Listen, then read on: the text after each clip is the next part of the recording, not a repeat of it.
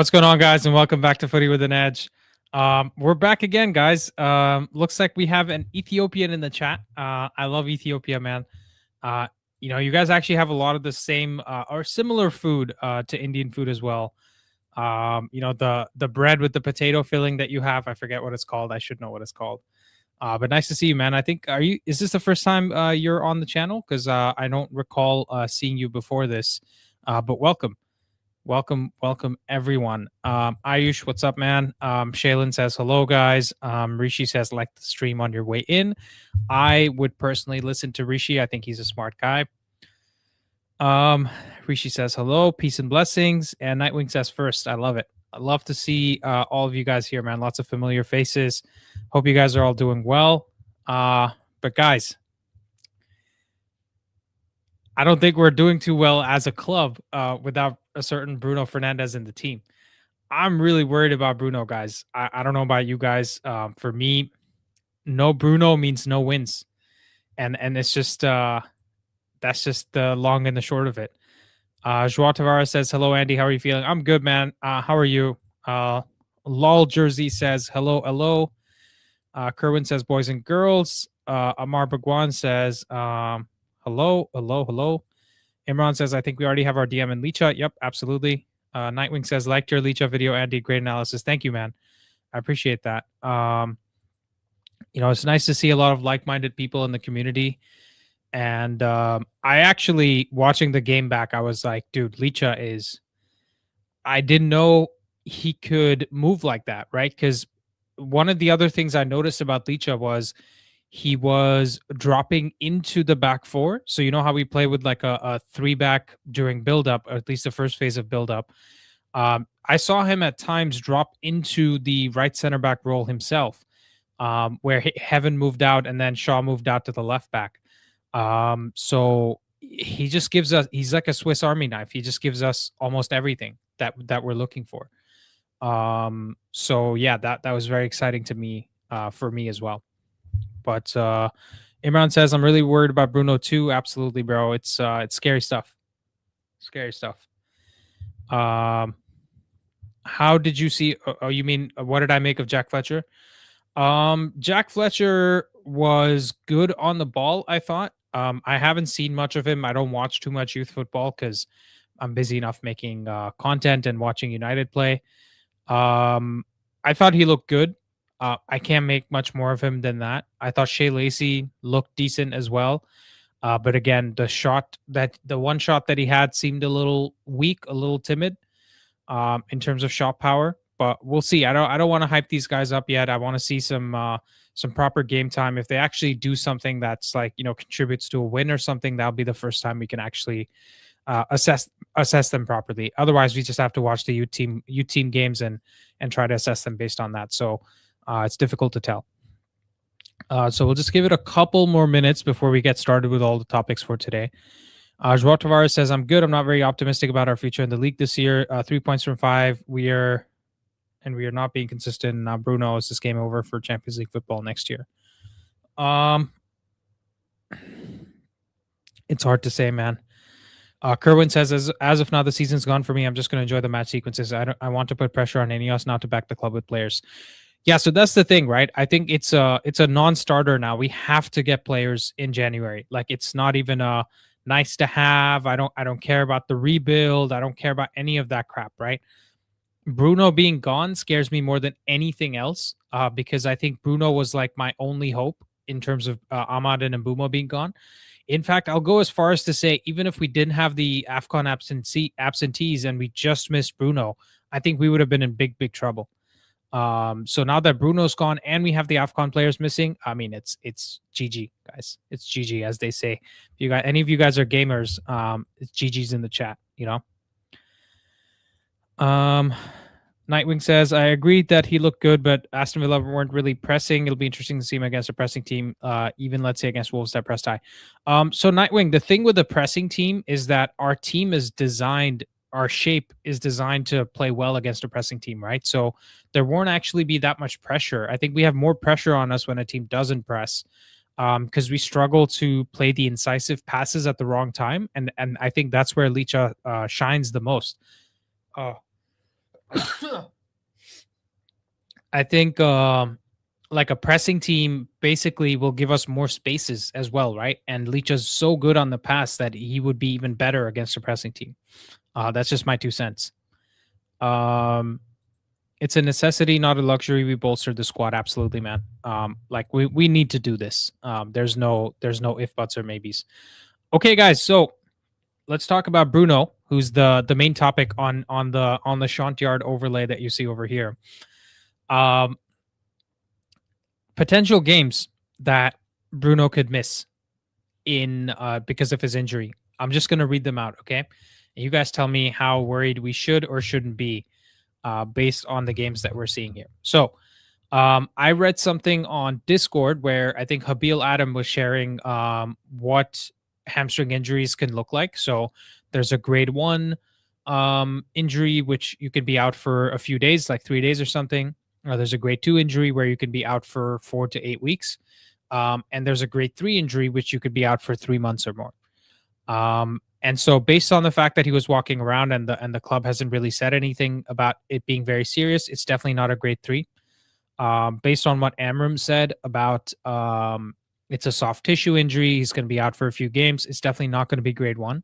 So it looks likely to be a grade 2, which means he could miss at the very least, even with his amazing fitness record, like 4 weeks.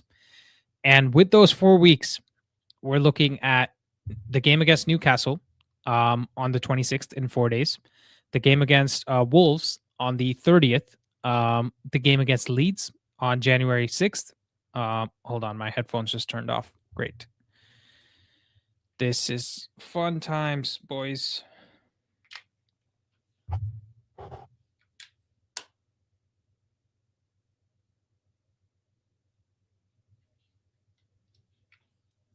Sorry about that. Okay, there we go. So the game against Leeds on January 6th, the game against Burnley, January 7th. January 4th is the Leeds game. 7th is the Burnley game. Then we have the FA Cup game in the 3rd round against Brighton. Again, we can't afford to get out of that tournament on the first try. And then we play City on January 17th. So we're looking at 5 Premier League games and 1 FA Cup game that he's probably going to miss. At the earliest, he comes back against City. Even that, I wouldn't be holding my breath.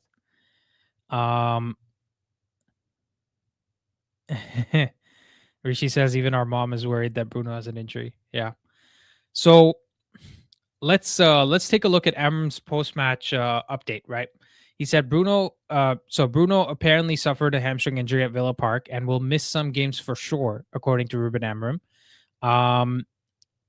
The potential games we already discussed. His durability has been A+ since 2020. And so this is a big issue. I think I was reading a stat. I don't even know if it sounds true. He's missed only 3 games due to illness or injury in his United career. I mean, that's just insane, guys. Like maybe Luke Shaw could apply some of that Bruno dust onto him, because this guy is so freaking consistent for us. And some fans actually have the gall to say, not respect Bruno. I understand people that say, we should try to move on from him because we can't be, we can't play with Bruno forever. But Bruno's the kind of guy that can play till he's 40 years old, man. So I don't even know at this point if I want to sell him, because why can't he be our Luka Modric, right? I don't understand that. Like, why can't we just get better and keep Bruno and he just plays till he doesn't want to play in the league anymore? That's the thing that I don't understand, because as soon as he leaves, I'm telling you, we're going to be so bad we're not going to be able to recover from his absence. And you guys don't realize that just because we've been so bad as a club since he's been here. So now we have a pre-Christmas and post-Christmas, or let's say post-Christmas run without our captain, without our AFCON players. And I genuinely think we could go through all 5 of these games and not pick up a single point. That's how much Bruno hurts us. I think we will win some games, but now I think Nelson's prediction of 6 points seems more accurate. You know what I'm saying? Um, so that's concerning for sure.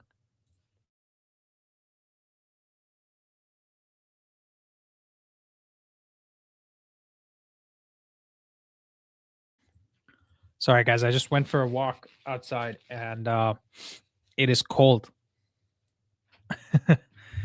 So I've got the running nose, but 1,000% Bruno to retire Red Devil. Imran says, "Why sell Bruno? I don't understand why this is still a topic. Bruno should stay. I'm pretty sure he plays every 90 minutes too, and he starts for Portugal on top of that. What a beast! Absolutely, dude. He even for like club and country, he barely misses any games. I think Leacher's an emergency option for Amorim, and we are in an emergency, guys. Bruno with a fatigue injury, now looking at Kobe not getting chances looks even worse. Rolls Royce of Manchester, absolutely. His entire history is insane. Yep. Leach's passes are so neat and accurate. I hope he plays there again. Leach should get the armband, the leader among the group. I mean, I wouldn't go that far, guys. He's only played at 45 minutes. It's I'll be surprised enough that he starts in the midfield for us because I don't know how Amorim feels about that. But I mean, I would like to see him start in that position, especially now that Bruno is gone. He's a straight starter for me. That's an easy call. Ineos need to back out of that Bruno deal. Yep, absolutely. I'm assuming that's what you mean instead of saying back that Bruno deal. Cool. So our next topic for today, so that we can open the lines up. Give me a second. Is how we're going to prepare for life without Bruno. Right? So what does the team look like? What do we actually do to salvage this season? For me, we have to rethink how we structure the team, right? The biggest problem we're going to have is creativity. We need somebody to pull the strings in the final third. And how do we achieve that with the squad that we have? I'm looking at our players. We have Mount, Cunha, Sheshko, Xerxes, and then you're going to the kids, right? It's Shea Lacey, Bendito Montado. That's it. So I'm struggling to think where the creativity is going to come from, guys. Because from midfield, I think Casemiro probably becomes more important than ever. Casemiro probably moves a little bit further forward and helps us be a bit more creative. And that's why I think it has to be a Casemiro and Ugarte midfield. Because with Kobe, his situation, like they say he has an injury. I don't know how much I believe that it's an actual injury and it's not just repercussions for what his brother's done or how he's acted out or him liking the posts on Instagram or whatever other nonsense is going on with that. For whatever reason, Kobe's not going to play, at least for the Newcastle game. Maybe he plays against Burnley. I think we play after that. I'm not really sure. Let's see. Or I think is it Wolves or is it Burnley? Hold on. Oh, it's Wolves. Okay, so maybe he plays for Wolves. I'm not really sure, but I still think it's a troubling situation for him.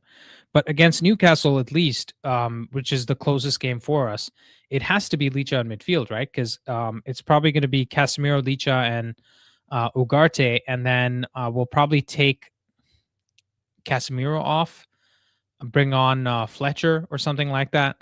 But I think we're playing 2 games in 4 days because we're playing on the 26th and we're playing on the 30th. So it's a situation where we're going to have 2 very close games, which means he might just look at it and say, Newcastle's a tough game. Maybe I bring Glicha off the bench again instead of starting him. And then he goes with Ugarte and Casemiro and plays the 3-4-3 kind of shape that he's been playing instead of playing Licha. And then he gets Licha off the bench, straight swap for Casemiro, and then maybe Licha starts against Wolves and Casemiro comes off the bench. That's also possible. But I think now the issue with Bruno missing is that you have a dedicated starter that's gone out of the team, which means now we need somebody else to come off the bench. Which means now we have very poor bench depth in terms of who can come on as a substitution in the midfield. It's basically got to be Jack Fletcher, right? Because there's no Menu. Like we had 0 midfield substitutions. So if you start Licha, who was the center back playing in midfield, if you start him, then we literally have only Jack Fletcher to come off the bench. unless he wants to bring on Jim Thwaites or um I don't know. Maybe someone has a better solution than me, but this is looking peak, guys. I don't know. I don't think this looks good. Love to hear your thoughts. Let me see. Very bad timing with these injuries. Would like to Sekou Kone on the bench's cover. Is he even fit?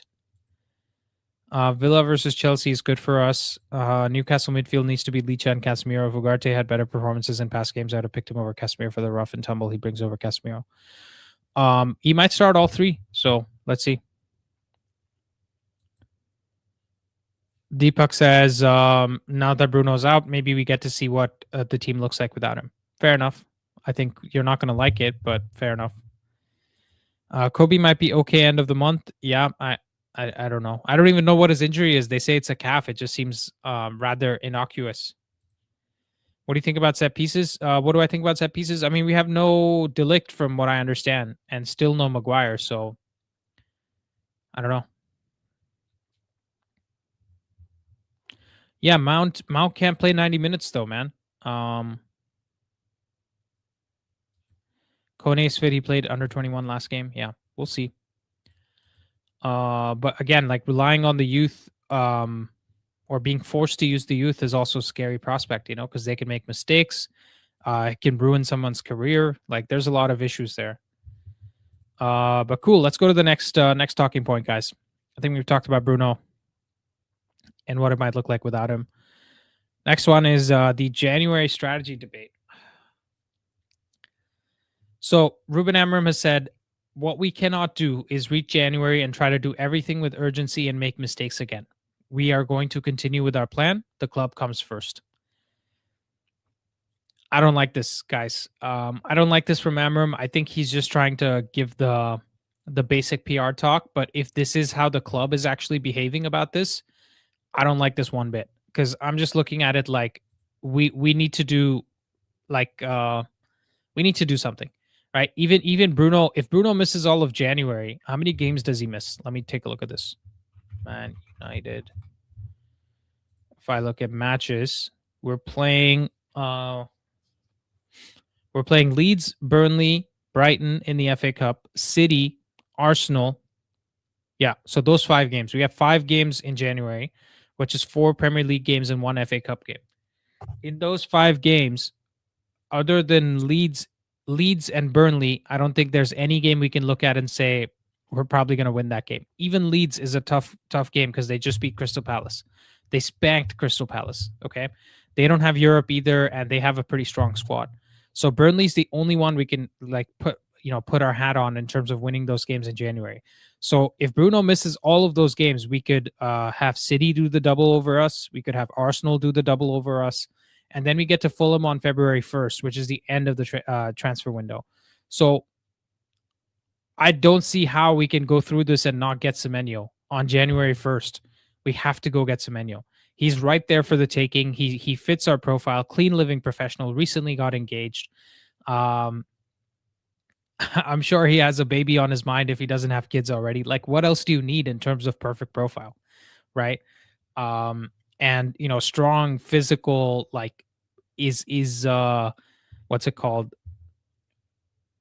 He wants to score goals. He can play multiple positions. He does a lot of the defensive work. This is the perfect fit. So I don't want to hear that you want to save 5 million or 10 million for the summer. Like, you could lose more than that if we don't get Europe this season. You could lose more than that if you have to sack Amorim this season.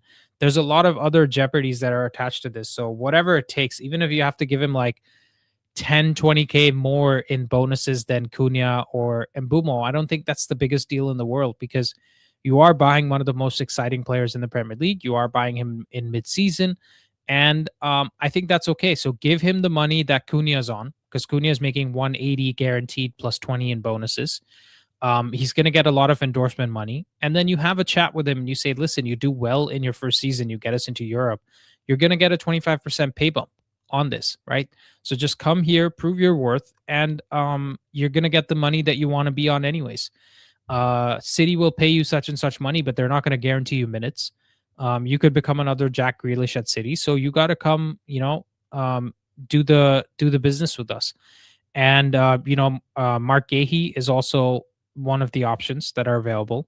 It could cost us about 10 million, or whatever it does cost us to get him out of Palace now instead of the end of the season. And he probably asked for top wages as well. But again, he's probably deserved that, right? In terms of his performances, his consistency. He's an England international.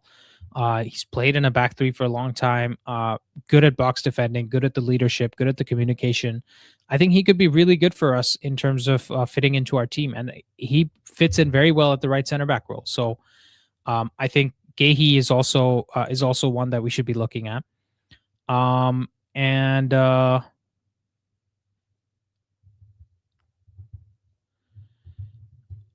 great, Deepak. Why don't you like this though? I don't like it if this is how the club feels in terms of not showing urgency, right? That's my point.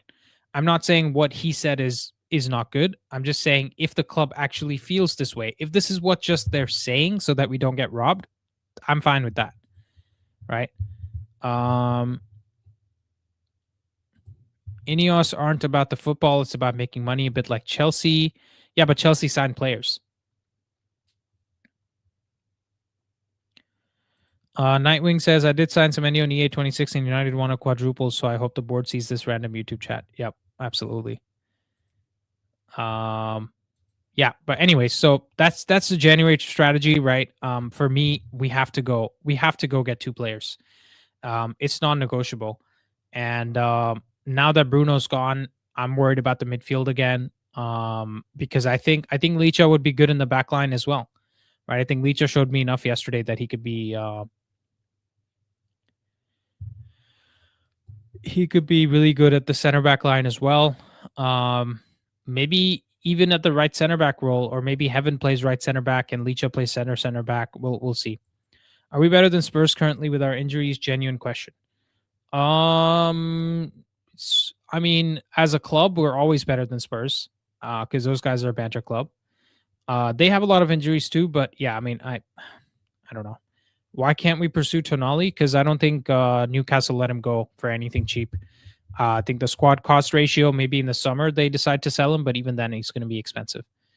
Bruno gone, AFCON, De Ligt and Maguire out, Kobe out, and a game Friday and Tuesday. Yeah, we're screwed, man. I'm worried. Anyways, let's look at our next talking point, guys, which is Semenyo January pressure, right? So Fabrizio gave an update today, I believe, 15 hours ago. He said Semenyo is deciding soon, with United and Man City both pushing. Liverpool were linked earlier, but they haven't had any further conversations. Spurs are out of the conversation, and a 65 million clause is active on January 1st that expires on January 10th. So we have a super chat here. Subtype says, we will go for Semenyo, no doubt. Question is whether we go for anyone in midfield. A loan signing might do Amorim. Amorim has a pull for players. I trust him. Yeah, I think this is a great point. I think Subtype, you gave a super chat yesterday too, and you were spot on with that. So thanks for your contribution, man. Appreciate it. But I agree with you. I think so. I was talking to Rishi about this just before the show, like offline, and what you guys have to think about it this way, right? If you're a player, it is in your best interest to understand the Amorim system, how he's playing, whether it's actually good or is it just lip service, right? You're essentially trying to separate the noise from what's actually happening. So I think Semenyo and his agent are looking at the same stuff that we're looking at and saying, this guy, without Bruno in the team, without 7-8 players missing in the squad, is still playing good football. This guy speaks well in the press. This guy protects his players, right? Other than the ones who make noise, like Kobe. You don't hear him throwing anybody else under the bus. So he's the kind of guy I want to go play for. This is the kind of the rebuild that I want to be a part of, because he can be a face of this project, right? Semenyo is probably looking at this team and saying, Cunha hasn't really lit the world on fire. Mbumo was really good for a period. He won the player of the month, but he's still not the only face of the team, right? It's still Bruno Fernandes who's the face of the team. So you got to be looking at this project and saying, I could be one of the top 2-3 players that comes and lights lights this team up. And playing for United gives you so much exposure, so much limelight, which can be good and bad. But your Instagram followers are going to go through the roof. You're going to get brand deals out the wazoo. It's just life changing, right? And if I go to City, at City, it's going to be Erling Haaland. That's the guy. It's going to be Pep Guardiola. That's the guy. Okay, I have to do less to be successful, right? More chances of winning the Premier League, more chances of winning other trophies. That's for sure. But I'm just going to be a small fish in a big pond, right? Whereas with United, you can still be big fish in a medium pond. Let's put it that way. And you can guarantee yourself game time because nobody's going to be guaranteed better than you in the squad. At least across the front 5 positions, you will guaranteed have one of those positions every game. And we could genuinely be like one of the highest scoring teams once he comes in because he's good creatively, he's good defensively, he works hard on both sides, and he in general just looks like a Premier League made player. So when you look at someone like that, you're like, yeah, as a Semenyo, I would want to go to United right now. I mean, Spurs to Spurs, I'm never going to go to Spurs. With Liverpool, the issue is they already have so many attackers. Where am I going to play? And how much burden do I have to take with Slot not being good enough, or the 10 other issues that they have? And I just don't know how it's going to go. But when you look at United, you're looking at it and saying, yeah, this could be a project I can get behind. This is a manager that I'd like to play for. There's so many good things that are going on there, right? No, Rishi, I say medium pond in terms of the impact or sort of where we are in our stage of the rebuild, right? Like our revenues have fallen. We're not the team that constantly gets into the top 4, right? So in that sense, I'm saying that from brand image wise, we are the biggest pond there is. So there's no question about that. Pep is leaving, so City isn't a great project going forward. Yeah, that's a good point too. City aren't playing their standard way either. Long ball to Haaland is working. City wants Semenyo as a winger, Liverpool as a forward, and United as a wing back. What makes everyone think he'd go to United? Bro, come on. Steve, hold on, man.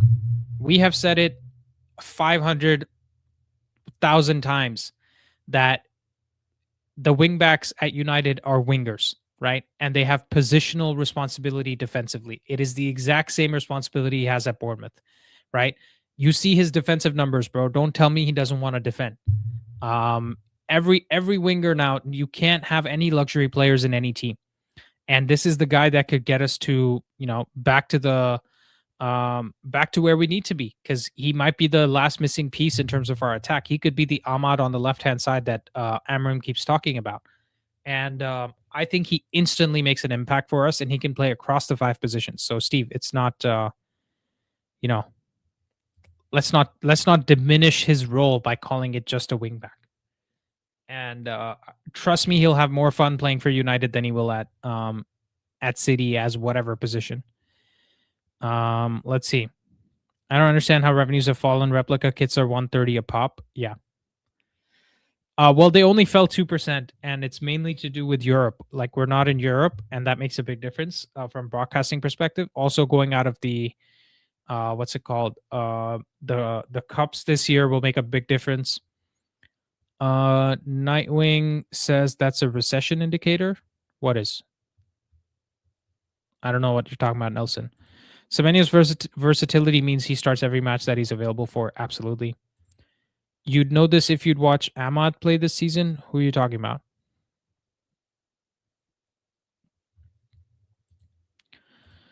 Haaland bails out City so many times now midfield. Yep, agreed. But anyways, guys, so those are the conversations here.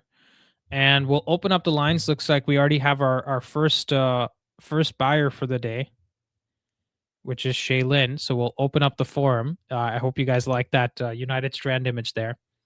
Oh my God, Shaylin's just gifted 5 memberships, guys. Let's see. Let me read out the guys who got the memberships. We got Waha is what I assume your name is. Slavish Duke, MDHV, Devil Talk MUFC. I think that's AUN, by the way, which is awesome. And Toyin Adon Abel Jr. got Yeah, yeah. Thank you, Nightwing. Yes, you were the first. I didn't even know I could gift memberships before you gifted memberships, so that's awesome. So let's bring in Shaylin. Shaylin, how you doing, man? Is there a Yeah, haircut? doing good. Yeah. But I was saying like, if we ever get to 150, I'll also like join Rishi and you in doing it. And Oh, then is that yesterday, what it? Okay, okay. Yeah. I was just fulfilling that. So these are the gifted memberships from yesterday, guys. Yeah, But thank you, man. I appreciate it. no worries. Go on. Um, What's on your mind? I kind of saw us play, and then I was like really sad for her. I thought I Did thought you we at not least watch the deserved a game point. yesterday? What happened? Not when it went, um, like not as it was live, right? Like it was, yeah. Were you were busy? Yeah, I was busy during that time, unfortunately. So watched Got it it. back Got it. later. Well, I Shaylin's mean, got to make the yeah, big bucks somewhere that he's spending on us. exactly. Uh, You're yeah, absolutely right. yeah. Okay, awesome. So Yeah, did you watch the whole game back? I did. Yeah, What did and you I think? mean, I thought we were hard done by. I thought we were the better team, but it's been the story of Villa's season this year, right? That they're going to Yep. take their chances, and I think a lot of people, even in the live yesterday, mentioned that that was the difference compared to us. So I don't want to dwell on it, too much. I am sad though that Bruno is out for what they're saying a month, right? Which if it's any other player, I think they're out for the season.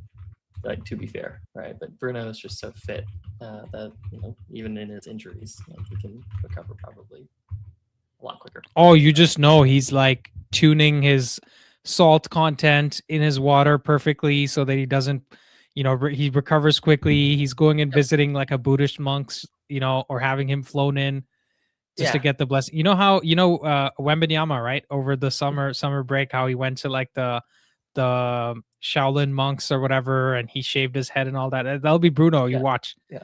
He'll be like, yeah, I'm trying to like, He's get probably in. holding a team meeting saying, "Guys, I'm so embarrassed. I got injured. You know, Yeah, I took my hamstring in the corner yesterday and gave it a good beating. I was like, how dare you?" he's probably Right? cursing that he's over 30, right? Like, because that's usually when stuff Yeah, like this tends to yeah. happen. And he's just Funny. looking at Luke Shaw in disgust. Like, Yeah, is this how you like two feel all the months. time? Yeah. 2 months after I turned 30, like I tore an ankle. So just like I feel it's like it's just Yeah. downhill from here. But He's probably Bruno, moved seats away from Luke Shaw, just yeah, being like, you're 100%. giving me some bad juju. This is on you. Yeah. He's been in the team too long, so it's just it wasn't gonna be him, it's gonna be something else. But yeah. Yeah. Yeah. I'm curious though, Andy, for your thought on not necessarily Semenyo in terms of like being able to like come to United, but do you think that this puts more pressure onto Ineos to maybe consider a different profile of midfielder? Like, do you think they might accelerate that timeline in their head where they maybe thought we have Bruno, but now that You we mean don't, the Bruno replacement? in a sense, yeah, it couldn't be like a direct replacement. I don't think you can, but maybe somebody who might be able to come in. Yeah. Yeah, I'm still sitting here thinking Ederson. Like Ederson's the perfect like low-hanging fruit because we've always talked about Ederson as the Bruno replacement. He's the box to box guy. He's good creatively. He's got a good shot on him. Obviously you're never going to get Bruno's replacement in, right? But getting him through the door, what that allows us to do is allow them to play with Bruno and with Casemiro while they're still here, so that the focus isn't on them so much and they're not required to start right away. I forget who I was discussing this with. Maybe like Kanya, who was on stream yesterday or 2 days ago, where he was worried about like players coming in and having to take on the full load onto themselves in terms of like playing 90 minutes every week. If you bring in an Ederson now, instead of coming in the summer where there's potentially no Bruno, no Casemiro, right? The pressure's on them. Like they're the starting center midfielder. Whereas they come in now, it's 30 to 40 million or whatever. He's only making like 50K euros a week in Atlanta, I think, very low wages. So I think giving him 100, 120 should get the job done. Like at best, he's getting the Ahmad contract. At worst, he gets 100,000 or something like that. So I think it's a no-brainer for me because what his amortization on a 35 million, let's say, would be what, 7 million this year Yeah, it's is what it would really cost low us. impact. Mhm. It's very low impact, and his wages would be 5 million. So you're looking at literally a 12 million added cost within this season, which also benefits us in the long run because then there's only 4 years of that left, right? Like in a half year, we're taking care of some of his Right. amortization. Right. So yeah, I think Ederson's a no-brainer for me. And someone just asked, what about Angelo Stila? Sheila, I want to hear from you, man. You're asking me the question. I want to ask you a question. What do you think about Angelo Stila? Have you seen much of him? Any thoughts on like whether he'd be a good fit for us? Yeah, I think I keep hearing, is he like the next Tony Cruz in a sense, right? From the way that not only he plays, but the way that he's been able to kind of make his profile or make his mark on the league. My largest concern is that in a season where we've only seen probably one Bundesliga player actually do something decent, which is inside of Hugo Ekitike, in terms of being. Oh, I thought you were gonna say Florian Wirtz because he's giving us Yeah, he's giving us all the memes. yeah. But even then, like Benjamin Sesko has done pretty well too. I think just from being able to transition into the league. I don't see the physicality issue with Angelo Stiller as much as I probably would have with like somebody like Florian Wirtz or Jeremy Frimpong for that matter. Right. I think he can probably hold his own. He's about 6 foot or something like that. Like, so he's not, he might look diminutive, but you know, he isn't, he's probably fairly combative or can be trained to become fairly combative, at least within this league. So it would be a good shout in my mind for sure. But I also don't know if it's the type or the exact profile of signing that I'd really expect Ineos to necessarily be making for the most part, for 2 reasons.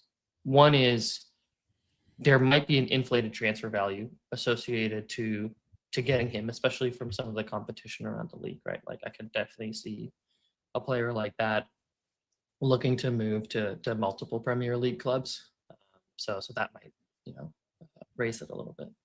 And then I think the second part to it too, that they probably don't go for that profile of player is that they likely feel like maybe somebody inside of the academy or some of the recent young acquisitions that they've had can likely fit that profile and come in in either in the middle of the season or inside of next season. And is the value of, or is how much he's going to cost actually going to be like worth it from a financial standpoint? Whereas with, he's also on high wages, right? I think he's already yeah, making 150,000 euros a week. Exactly. So you're already looking at what, like 175 at the bare minimum to even like get him to look your way a little bit.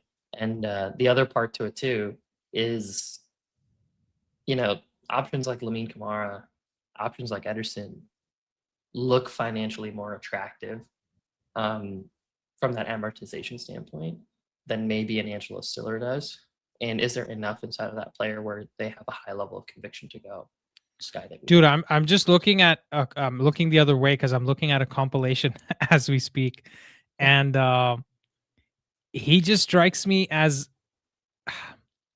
Gundogan when he first came to City. Yeah, he reminds me a lot of Gundogan, right? And yeah. Gundogan, to his credit, is probably more physical than Stila, right? So I just look at him as someone. He's a very good passer, right? Like he reads the game, in a way like you could see like some of Eriksen in him, right?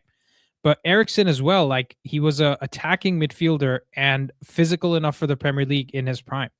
Like Eriksen, like we shouted him out in the underrated players of the decade of the 2010s, and Eriksen easily, like in his prime, I would have loved to have him at United, right? But he would still have been in that number 10 role. So if you're looking at Stila as the midfielder in this 3-4-3 or whatever system we play, I'm not really sure that makes that much sense. Yeah. That's the only thing I'm saying, especially because of the wages and all of that. And when you look at the Bundesliga, he gets so much time on the ball, right? Whereas here, what's going to happen is people are just going to keep like clattering into him. You're going to have the Tarkovskis of the world, just like, Brexit tackling him all the time. Yeah. I think press resistant at a baseline is a minimum quality to have for a midfielder if we're looking to want to get one. And if you're not press resistant, then you have to show that you're willing to be just as combative. But then I feel like you might end up falling into an Ugarte type mold where if effort and fighting spirit is the only thing that you're necessarily showing, is that really what you want in the long term, especially when you're looking at some of the aspirations that okay, I made a mistake with the Steeler salary. He's at 87,000 plus 20K bonus, so he's making 110, not 150. But you're still looking at 160, 175 at least to just get him to be, Yeah. But if we look at it in pounds, so this is Sean's point. If we look at it in pounds, because that was in euros, if we look at it in pounds, it's less than 100,000 pounds per week. But you're still looking at giving him like the Ahmad money, right, which is 120 base and 150 total with bonuses. And my concern is just that, which is, are we actually getting a Premier League ready player? Because I think he, based on the physical demands, probably suits the number 10 more than he does the actual midfield. If we're playing a two-man midfield, he's like a backup to Cunha and Mbeumo in a sense. No, I'm saying his profile suits more of that, but he's not quick enough for it. Okay, gotcha. So I don't think this is the best signing, in my opinion, right? Like when I look at an Ederson, that guy, I don't have any worries about him matching the physical demands of the league. But when I look at Steeler, I do have some demands. Because listen, people talk about Tony Cruz. Tony Cruz is very physical, man. He had a very strong frame on him, right? Yep. So he could like bang into tackles and handle that pressure. Whereas I don't know about Steeler necessarily. He's a very good passer though. If we want to talk about the positives, excellent reader of the game. His passing just seems like one of the natural passers. But isn't that just one thing where if you take a look at that trait of his, defines him as this is a luxury player, right? Especially if you're giving the counteract balance of like he might not necessarily be as physical enough as we would like. He's getting a lot more time on the ball, so that we don't know necessarily whether or not his press resistance is going to make sense or translate well into the Premier League.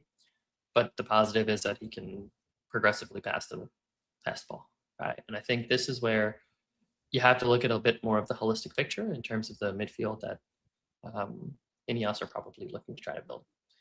And Amorim is looking to try to build. And he seems very much like, is he a luxury player that you necessarily can afford? Especially when you consider the phases in where we're looking to compress the pitch to be as small as possible. Does he work in that space? Yes, I think so. Even without the pace, right? I think the biggest concern, like, let's forget about the wages for a second, because we're not paying them.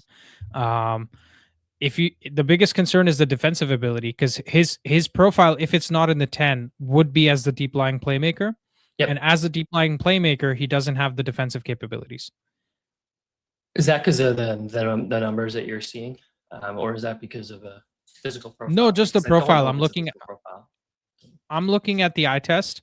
Mm-hmm. And he doesn't strike me as somebody like, I think he can be okay in terms of defensive capabilities in a 3-man midfield, but I don't know if we're going to necessarily play a 3-man midfield at all times. No. Right. Okay. In an ideal scenario, I think if Amorim has all the players to play a 3-4-3, he plays a 3-4-3. There's somebody in the chat going, get Gallagher on. I don't know, man. It's a good shout. I'm just gonna say, I kind of Conor Gallagher. I like Conor Gallagher. He's got a little grit to him. The wages are the issue. Him, I know for sure he makes a lot more money. Yeah. You just imagine having another stud in the team just like that, like just takes the pressure off a little bit. Just comes in, he's willing to do the work. He's on the Mbeumo contract right now at Atleti. Okay, He's making well, 200K pounds GBP, yeah, I don't know if I like including Conor Gallagher bonuses. at 200K, but again, we're not paying it. Yeah, So that's true. That's true. fair. If it's a 6-month loan, I don't mind it, because that's Yeah, essentially 5 million in wages, right? Because 200K is 10 million per year. So if we get him for 6 months, it's whatever. It's a short term solution. it is, Um, and then this is the dichotomy of do you opt for a short term solution just because you have a 1 month injury, or do you take the hit and still think you might be able to, um, right? And I don't know. Like I honestly, I don't think we're getting a midfielder without an exit in January, and mhm. facilitating the exit after AFCON will probably be difficult for us to do in terms of being able to get the best value from it. And if that's the game that they're looking to play, which it sounds like it is, we are not like, and I mean the Kobe Manu exit when I say that, but we're not going to get, like do I have confidence that Ineos can get a deal done quickly? Absolutely. But you're going to pay a little more because of the time pressure that's going to exist. And you're also probably going to end up getting a little less than you would have liked because of that same time pressure that'll exist. So it feels like it's kind of a lose-lose situation for what exactly? Now, what could be bold of Ineos is just that they say January 1st comes around, gone. And then you know who it is that you want. You pursue that target for the month, because do we really think, right, that like having somebody in the team is going to give us more points than Bruno Fernandes? I don't think so. Yeah, if I honestly, speaking of outgoings, I'm looking at Xerxes as a concerning one as well, because they're like AS Roma really wants Xerxes, and they're saying if we sign Semenyo, we let Xerxes go. Like, can we really afford that? I mean, don't Yeah, we still need the depth? no, I think Is we is can. my concern. I honestly So think we can. The reason okay, why is the profile of player that Xerxes is he's like Dimitar Berbatov in a sense, right? Where it's like it's great if you have him, but you almost need to have a complete team in order to have him, so that way you can look to cover well, up so his or shore Amram up his said weaknesses. himself when he was comparing Sheshko and Xerxes, and he said Sheshko wants to be more in the box, and he compared Xerxes more to Cunha, who can be outside the box and do work everywhere. Yeah, And yeah. so it's on the board that Mount just gets injured for the rest of the season, and Rishi is proven right. So what happens then, right? Because we could use someone like But Xerxes. if I'm you're just nervous replacing when him, you, yeah. but if you're replacing him with a Semenyo who can probably slot right into that same position that Mount is in, then I don't see why necessarily that's like a problem, right? I think if you let go of Xerxes and you're doing it in order to fund a deal like Semenyo, because of the versatility of the player of Semenyo, you're able to justify that a lot better than maybe if you were to let go of Xerxes and maybe look to get someone of a similar profile like Cunha, but just younger, right? Because look, if Mount is still fit and Cunha is still fit, then Semenyo plays in one of those wingback roles, and we have a really good attacking threat, right? And then when Ahmad is back, now you have a dual-sided attacking threat that you can then push and press for. Xerxes doesn't necessarily offer that, and I'm not ever going to envision Xerxes playing as a wingback either. Can he replace the striker? Sure, but we've also seen, even in the games, the positional rotation that exists amongst those front three players. They're almost always shifting at some point in the game of where it is that they are, right? Sometimes you see Mbumo as the central focal point. Other times you see Cunha, right? And then Šeško is off on the left or the right. Now, when Šeško plays, is he more central most of the time? Yeah, absolutely. But it doesn't necessarily mean he doesn't have that in his locker to rotate across. Yeah. So I'm that's just my worried opinion. about the squad depth purely, because it's akin to keeping Menu at the club because we have only 4 midfielders. I just feel the same way even after we get Semenyo, because it's just like you think about it this way: like Ahmad gets an injury, who plays at right wing back, right? It's probably going to be Semenyo, and then Yeah. we're one player short again in the front three, which could be Xerxes. Because if Ahmad gets injured and Mount get injured, then Semenyo can only play for one of those two. Can't play for both. You're absolutely right, but and I love Josh. Like, he's a silky player. He's a fans player in my mind, right? Like when you see him on the ball, you almost see him do something great. And if we can keep him or we can afford to do it, great. But it's the nature of Ineos as a business is that they Yeah, it makes sense. Like I'm not saying it doesn't make sense, and it's a much yeah, more attractive proposition to say, listen, we're going to spend 5-10 million more on Semenyo now, but we'll yeah, save the wages of Xerxes, which is like 5 million. So it's not as big a delta, right? And we're getting a much better player in return. So they're probably looking at it and saying, listen, we'll get you your Semenyo. Semenyo probably gets you 6 points more than you would have otherwise. So if you're sitting at 58 points, can he get you to 64 and get you into that fifth spot?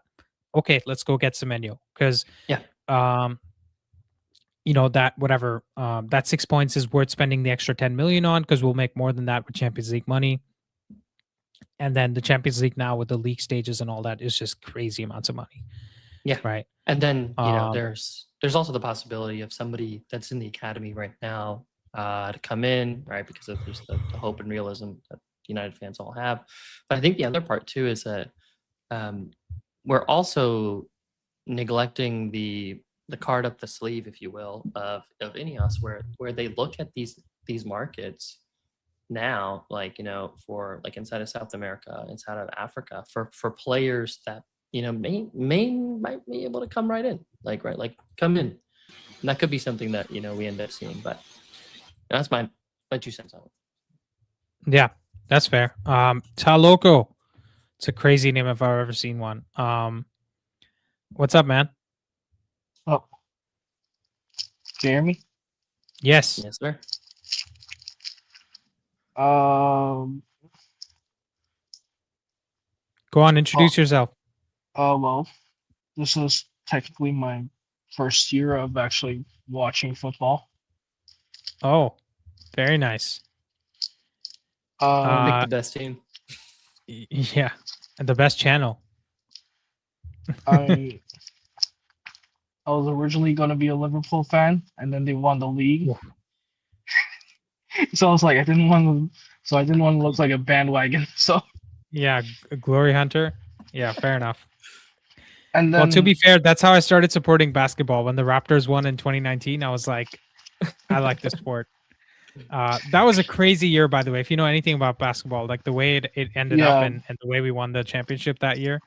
So I got really into the sport, and since then I watch it here and there. But anyways, Raptors are probably never winning another one. But yeah, so go on. So what? So why'd you go from Liverpool to United? Because we were the worst team, or one of the worst teams. You were like, this is the right time to invest in this stock. I'll be honest. I'm just a whore. I'm just a whore for three at the back teams. Okay, okay. Why is that? Cause okay, so I don't know, because whenever everyone's the same 4-3-3/3-2-5 in possession or 4-2-3-1, it's just like, can someone just do something different? Mhm. And then so when I saw 3-4-3, I was like, my child. Mm. And So explain to me how you go from first year watching the sport to picking on which formation you want to support. okay, it's not well, it's very well. That's basically it. It's very surface level. I just like the idea of a three at the back compared to just a No, back I'm not saying four. it's surface level. That would be like when the first year I started watching sports, I just cared about how nice the jersey looked. You know what I'm saying? That was like in 2004. That is very cool that you do care about the sport Yeah. enough. So are you like a big sports fan in general? Do you watch other sports and then you were, eventually convinced to start watching football? Yeah, well, I got into football.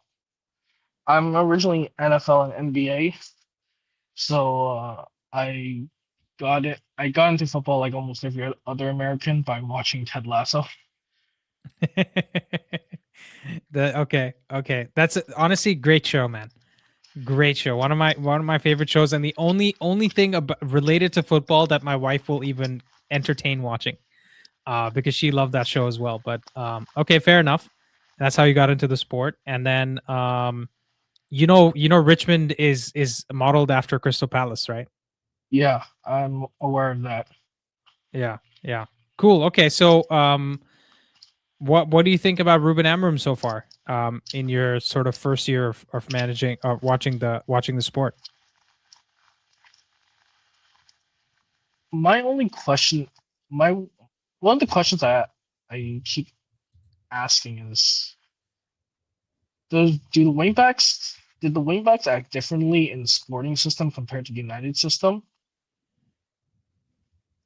Like, were they more wingers that, like traditional wingers who crossed instead of inverted, or did they or were they always inverted and it just wasn't as noticeable? Yeah, so I'll give you my interpretation of the sporting system. I'm certainly no expert. There's people in the chat here, maybe even Vinny knows more than I do. But from what I understand, Amarim has never been fixated on my way or the highway in terms of any of his positions, right? What he cares about more is to get the most out of the skill set that the players have. So Quenda, for example, is very similar to Ahmad in terms of the style of winger, right? Very much ball to feet, turnaround, lots of take-ons, lots of progressive carries, also getting on the end of things. Quenda did cross it a bit more than Ahmad when I remember checking the stats. And then it also depends on the type of striker you have, right? If putting crosses in is beneficial. So with Amarim, think about any action that he takes on the ball. Vinny, I'm just gonna mute you since there's some background noise. Yeah. I already did. Um, so think about Amarim's system as wanting to take all his actions to create space in some area of the pitch, right? That's a very high level thing I've just said there. The idea is if you're putting in crosses from the wings, whether it's the wing back or the number 10 or a midfielder that's out wide, the goal is to force the team to pack more centrally or create more space centrally, right? So if he puts in a cross and the team packs themselves to defend the center, then maybe the second ball can be used in a space that they just vacated, right? Same thing centrally. If the ball gets played to feet to the let's say the striker, the goal is to then push it out wide so that there's more space out wide, right? So the idea is to constantly try to expand the opposition or contract the opposition so that there's space either in the middle or on the outside, right? That's the goal with the Amorim system. So it doesn't matter if it's crosses, it doesn't matter if it's necessarily all ball to feet. It's just trying to get the best out of the types of players that he has. And Semik says there were originally wingers who played at wingback at Sporting. The wide players were a lot more attack minded. Both could cross. The other wingback scored a goal against City in the Champions League also. Yeah. So I think that's what he wants here too, right? He's already said he wants a right-footed Ahmad on the left-hand side. And Ahmad doesn't even cross the ball that much. So I don't think he cares that much particularly about crossing, although crossing is important in this type of system because you always have width, right? Even if you watch the video I made about Licha yesterday, one of the things I noticed a lot in that game was we always had 3 players in the middle and we always had 2 players out wide with space. So Dorgu and Dallo were always operating in tons of space. Now that's partly because Aston Villa played very narrow through the middle. But essentially, when you have that much space, it's useful to have people who can cross, even if they don't always cross. Does that help answer your question? Yeah, but do you think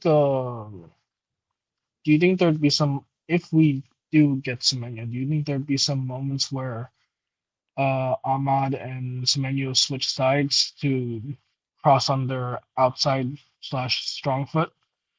It's possible. I think it will probably have to do more with the one-on-one matchups. Right. So if he sees a weakness or a strength on, let's say, the right fullback is weak when somebody goes on the outside, maybe he wants the left footer to go on the outside and put across it. Right. Just like we see Dorgu playing on the left hand side, maybe he decides that Ahmad could be good on the left hand side. So it's possible. Yes. Brian, how you doing, man? Brian? Okay, we might have lost Brian. Vinny, how you doing? All good, all good, all good. What about yourself? Pretty good, man. Let's Nice. bring in EO as well. EO, where's your camera, bro? We know you got it. Yeah. I Can you hear me? yes, I can. Yeah, good. Are you flying, bro? No, I actually just went up to do something. I just got back. I was watching the AFCON match. Is that a green screen? I'm just trying to figure out. You are seeing the sky. You are seeing the sky. Yeah. I'm like, Yes, where you should be flapping your wings at least. Yeah. So I'm using this MacBook. Apple has this sort of like, background control that seems to be a lot better than the typical one you would have with like Yeah. because I'm also like in my living room, so I've got like pictures at the back. Yeah. Anyways, how's it going? Pretty good, man. It's nice to see the what's it called? So many people from either Africa or African origin that love Man United. It's crazy to see the support, man. Because I know Chelsea is pretty big, right, in Africa as well. Which is probably because of Drogba, I would guess. And I mean, there's a lot of players that played for Chelsea. SEN as well, right? Yeah. So I mean, in Nigeria, even Kalu, right? Solomon Kalu. I think the largest supporting base in Nigeria is Arsenal because of Kanu. Yeah. And then there is a bit of Man United and Chelsea in there as well. Yeah, but you've got a lot of Chelsea as well because you have Celestine Babayaro, playing in the 1990s. At the same time with like. Also SEN, right? SEN played for Chelsea. SEN was from Ghana, so yeah. No, I just meant in Africa in general, like African support. Yeah. You have a lot of Chelsea supporters. But yeah, I mean, I think it's you. A lot of people really support United, Arsenal, Chelsea, largely in Africa. I mean, you're getting like a lot of younger folks as well these days supporting Manchester City, which I find interesting. So there are folks who probably used to support Barca. And now, you know what? Good for them. It'll be easier for them to find a ticket if they go to Manchester, right? Yeah, yeah. So, but yeah, that's it. I mean, we lost yesterday. How was it? I've not seen your reaction. I've not watched your reaction about the match, but it sucks. So honestly, man, yesterday I was very disappointed with Lenny Yoro. I'm very positive about players, especially the ones who have a good head on their shoulders, right? And Lenny Yoro, a very positive guy. You never hear anything bad about him. Comes from a good family, clean living professional. All of those things are there. But I was very disappointed with him because that type of cut inside that Morgan Rogers did twice, he should be able to defend that in his sleep. I don't care if somebody just does the ice bucket challenge on him, 6 a.m. in the morning. You should be able to get out and do that and defend that and stop that. That's a training ground goal. And I was very disappointed with them. So I think it's two mistakes from Lenny Yoro. For the second goal, you could say there's a few other mistakes too. Dallo doesn't stop the cross. Heaven allows Watkins to come in front of him. And then when the shot was being taken, you could argue Luke Shaw and Licha, I think both could do a little bit more. Maybe Ugarte it was. I forget who it was. There were two or three players that were a little bit slow. And Laman's on the save as well. Yeah. Laman's on the save as well. So there's a few things that were disappointing with that. But again, the problem is, I think maybe Rishi mentioned this on the show or off stream. We really only had one other chance, maybe the Cunha header that we should have scored. Right. So at best we were maybe going to draw that game. And okay, maybe we don't make those mistakes and we win it 2-0, but when's that ever going to happen to United, right? Yeah, I mean, and I think this is like a recurring theme for me, with United. I was saying a few weeks ago that United need to score at least 2 goals in a game to not lose the game. And I think, again, I think it's probably a part of the stage of our evolution right now. Last season, we really struggled to even, score goals in games, right? So there were a lot of games where we were losing 1-0, 1-0, or, with the exception of, I think, Brentford towards the end of the season where we played 4-3. And I think Newcastle as well. But like we were basically just very horrendous in terms of creating chances. And I mean, last time we were even creating chances, but we just not taking all of them. Garnacho would probably roof the nets and things like that. And I think some of those things still sort of like you can still see them in the squad right now. My sort of excuse for that is right now we're still playing a very inexperienced backline. So if you look at the entire backline yesterday, Shaw was probably like the only one that was experienced, but also it wasn't the one coordinating. So you needed someone like, Evan was the one that has the responsibility of coordinating what that backline should look like, who should, who should go forward, who should stay backwards, and things like that. So I think, and then if you look at like the midfield as well, Ugarte has been off form for the longest time. Wait, hold on, EO, 1 second. We got a super chat from Tabi who says, just joined the stream after watching South Africa versus Angola. As for Newcastle, I have a brilliant idea. Ericsson and Casemiro in the midfield. Thoughts? Bro, I think you're in the wrong season. I think you need to go to your Netflix, and change it to this season and watch from episode 6 onwards, okay? Because that's where we're at. Yeah, I mean, I think the brothers saw a South African victory and went back to 2010. He's feeling it, innit? He's feeling it actually. So, like for me, right? Tabi says the super chat is a joke. Yeah, bro. I figured you're not actually, smoking the good stuff. But yeah. South Africa, Angola 2-1. Very nice. Yeah, Lyle Foster scored, the Burnley striker. Yeah, Lyle Foster, yeah.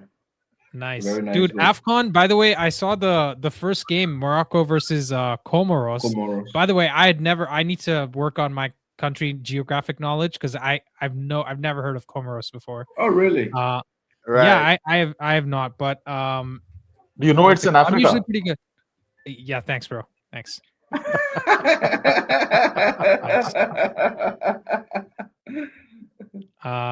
East Africa, okay. Oh, it's an island. It's an island. Island nation. Yeah, okay. That's probably why. Yeah, it's an island. I think multiples of islands. Very nice. Okay, so it's between Madagascar and the continent. Yeah.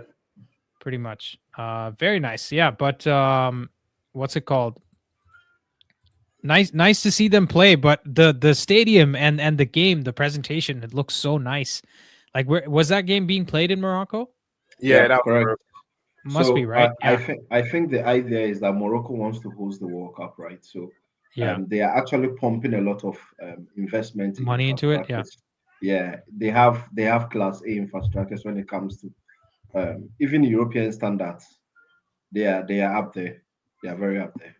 I mean, because Morocco as well has been like a very sort of popular tourist place for a lot of people in Europe over the last few years. So they're sort of like preparing for it, and I think it'd be great for them, even if they have to do what the US is doing, where they're partnering with like Mexico. I think that's what they're gonna do, yeah. So they'll end up probably doing Algeria, Morocco, and maybe another country in the northern African region. Nelson, I do know about Mauritius, bro. We've heard about Mauritius before. It's kind of close enough to the Indian Ocean. We've heard about Mauritius before, but Comoros I had not heard about before for sure. I know the big countries. Morocco is a very nice country. I've heard it's a little dicey for tourists. Like you can't get scammed and all that. Not as bad as Egypt, but it can be a little scammy. Yeah. Nelson, at least we know Mauritius on this channel. There are some channels out there which don't even know what Côte d'Ivoire is. Right, Andy? Dude, I remember saying it once. I maybe this was before I took the break, right? I said I was talking about Ahmad being from Cote d'Ivoire, and someone in the comments said, "Did this guy just say Ivory Coast in a funny way?" I was like, Yeah, because Yeah, dude, that was that you were on KG's channel as a guest. no, but there was also on the comments once of one of my own own videos. I remember seeing that. But yeah. Anyways, yeah, I see. yeah. Did KG not know it, or did somebody else not know it? No, you said Cote d'Ivoire, and they were like, "What's Cote d'Ivoire?" And you said it's Ivory Coast, and they were like, "Oh, Ivory Coast, why are you being so fancy? Just call it Ivory Coast." Yeah, That's I their think French name. That's how Yeah. That's that's how how they they say call it it. in the country. Like that's what Yeah, the that's nationals yeah, say it themselves. yeah. Yeah. They are French, right? So Yeah. English people wanna say Cote d'Ivoire and oh sorry, Ivory Coast, and Yeah. then the French Yeah. speaking want to actually say Cote Yes, I do know. I do know Cabo Verde. Yes, I do. d'Ivoire. Now everyone's just on the geography thing. I like it. It's becoming a GeoGuessr episode. I want to Yeah. get back to Amorim, right? I want to get back to Amorim actually.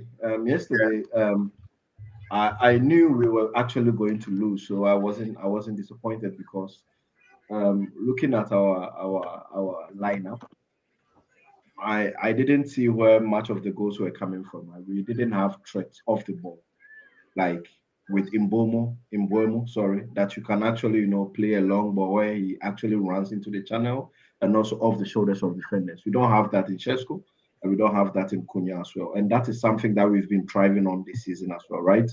I think Semix will say zone 16, right? So we weren't having people to occupy the zone 16s.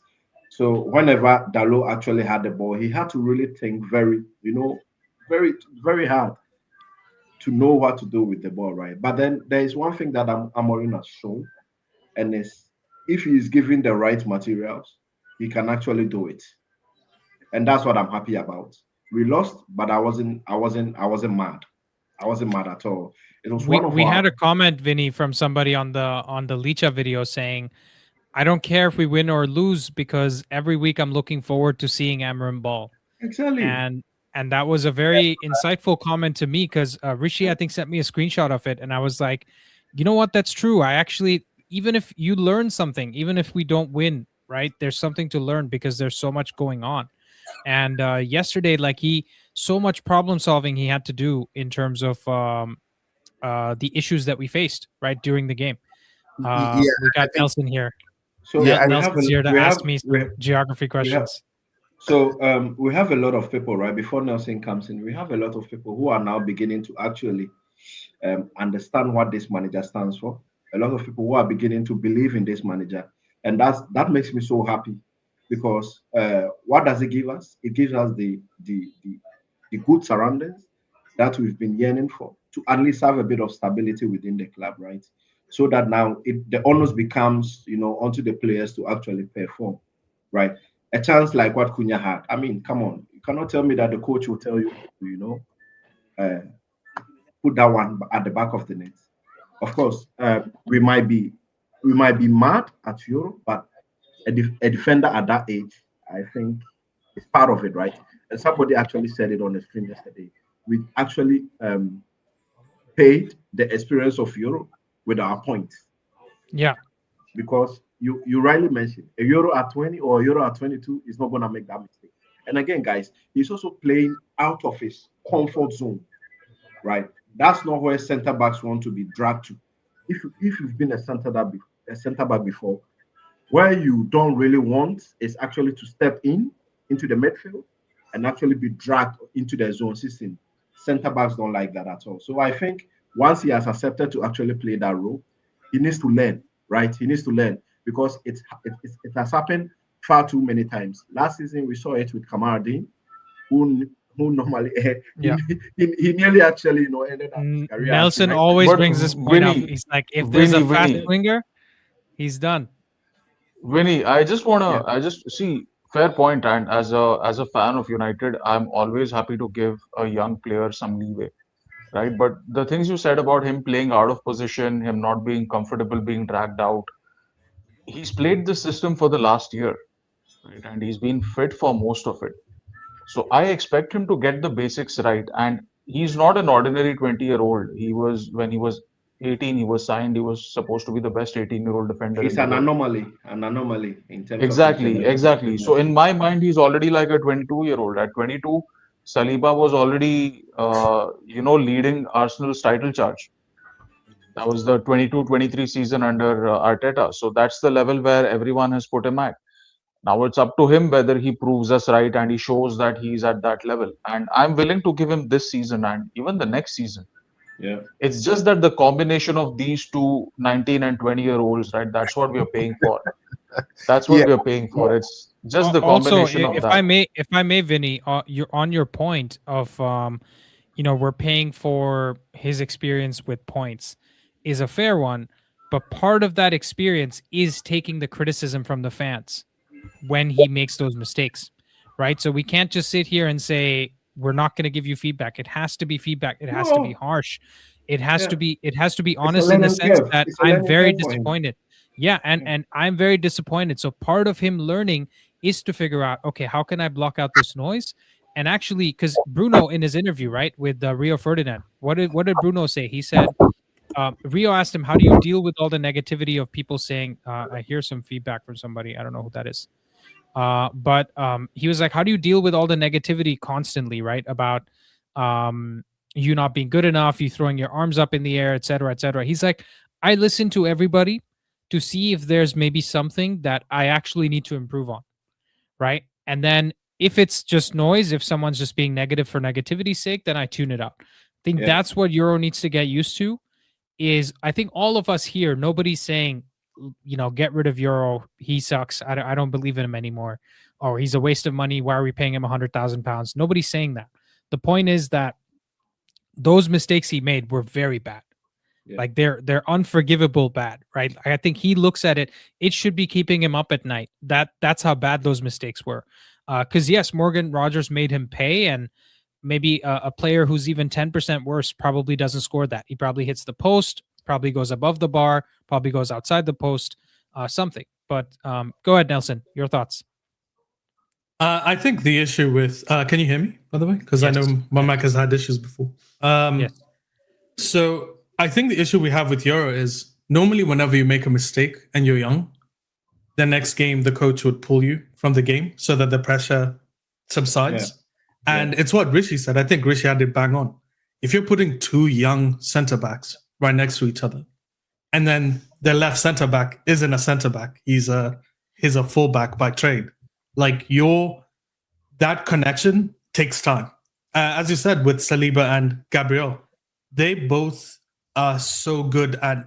They're such a good pair that when Saliba's doing the more, he's trying to read the game. Gabriel's a guy who's going hard. Yeah, and in this case, it's Rio Vidic. It's Rio Vidic. Yeah, exactly. Yeah, completely new Rio Vidic. Heaven isn't as aggressive as say a Gabriel. He's aggressive, but he's not really. He's more like an intellectual. No, he's not aggressive at all. No, he isn't. But he's reading that he needs.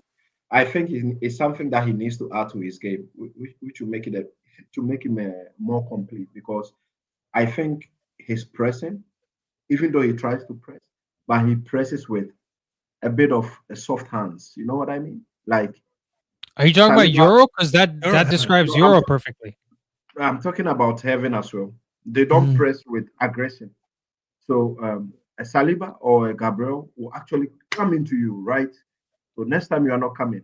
During our match against West Ham, Callum Hudson was just having a free day because Aiden wasn't.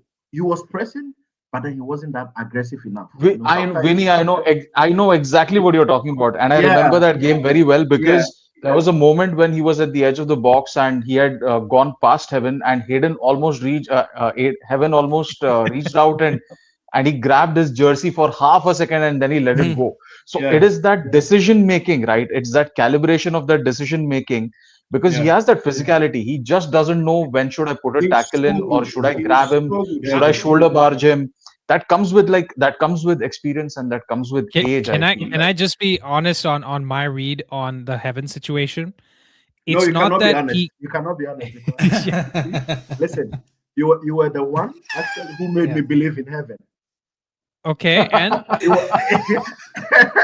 No, am I your pastor at church, bro? Like, what's going on? So, You are I wearing quite black remember- today, so I quite remember during the West Ham game, I was like, heaven is giving me nerves. And you were the one actually to point out, look at him very well. And I started looking at him like how Nelson looks at Mason Mount, right? Yeah. And this guy actually started giving me some confidence. And I'm like, I wasn't used to that. Yeah. No. So I'll tell you what, with heaven, right? So I've been looking at heaven like that before you have, right? Yeah. Because the Lord speaks to me. So I'll just be honest. Like heaven for me, it's not that he can't be aggressive. He doesn't know the right amount of aggression yet, right? He hasn't figured that out. Because when we saw in the West Ham game, he got booked very soon. He had his hands all over Callum Wilson. Right when he was trying to get him, when Callum Wilson almost got the run on him and all that. So I see that aggression in him. When I look at Yoro, I don't even see that aggression in him. No. Right? I don't see him doing any of that. And what you said about weak with the hands, I see him doing that way too much, where he's like, his upper body seems to be falling over before he goes into a tackle. Right? Like he's almost trying to go for the slide tackle at all times, and he's not trying to be strong enough with his upper body. I think he actually needs to go hit the gym, Yoro, in my opinion, personally. And we have Roy Kent here in the background here, just marinating in his thoughts. He's here. Is Roy Kent from that show? Ted Lasso. Ted From Lasso? Ted Lasso. Yeah, we have a Ted Roy Lasso Keane. fan right here. Oh, Taloko. Taloko. Yeah. No. Sorry. Yeah. What do you mean What? no? No, I'm He's not. a fan, I'm not bro. a What do you Ted mean? Lasso fan. Oh, He's a the- fan. I'm okay. not. Taloko. Yeah. We'll talk about Taloko. Yeah, I know. I heard. Yeah. Oh, I'm sorry. He's Sorry. like, Taloko's not a fan. What do you mean? He was lying. No, by the way, So the reason Nelson and wanted I. to join Sorry. was when Taloko said he switched from wanting to support Liverpool to United. I was crying. That switch, that thought process, I wanted to hear more about. How do you go from Liverpool to United? That's a part I wanted to. you speak to a few of the fans, bro. That's how. Sorry. What the fuck are you on about? Yeah. It's the badge, man. It's the badge. It's all about the structure. Structure. We said it at the same time. It's a structure. It's a fuck. He's got passion. Klopp needs to come back. Like it's just too much. I don't want to deal in if, buts, and yeah. maybes. Yeah. I deal in absolute facts. What was it? I'll tell you what, Mane is the best player in the world. It's like, dude, Yeah, come that's on. the same meme. Yeah, Yeah. get out of here. Yeah. Dude, I didn't know Roy Kent was Scouse. Okay. I think I might have picked the wrong club. No. Okay, this thought's gonna hurt, but I need you guys to listen to it and then not be offended. We're at a danger of Lenny Yoro becoming Wan-Bissaka 2.0. Oh no. Okay? Oh no. No. Just Stop it hear there, me Roy out. Kent. Stop it there, Roy All of Kent. the positives we saw last year, but I need to finish. All of the things that we saw last year were all due to the fact that he had exceptional tackling ability, especially in coverage, and we saw bits of the marauding.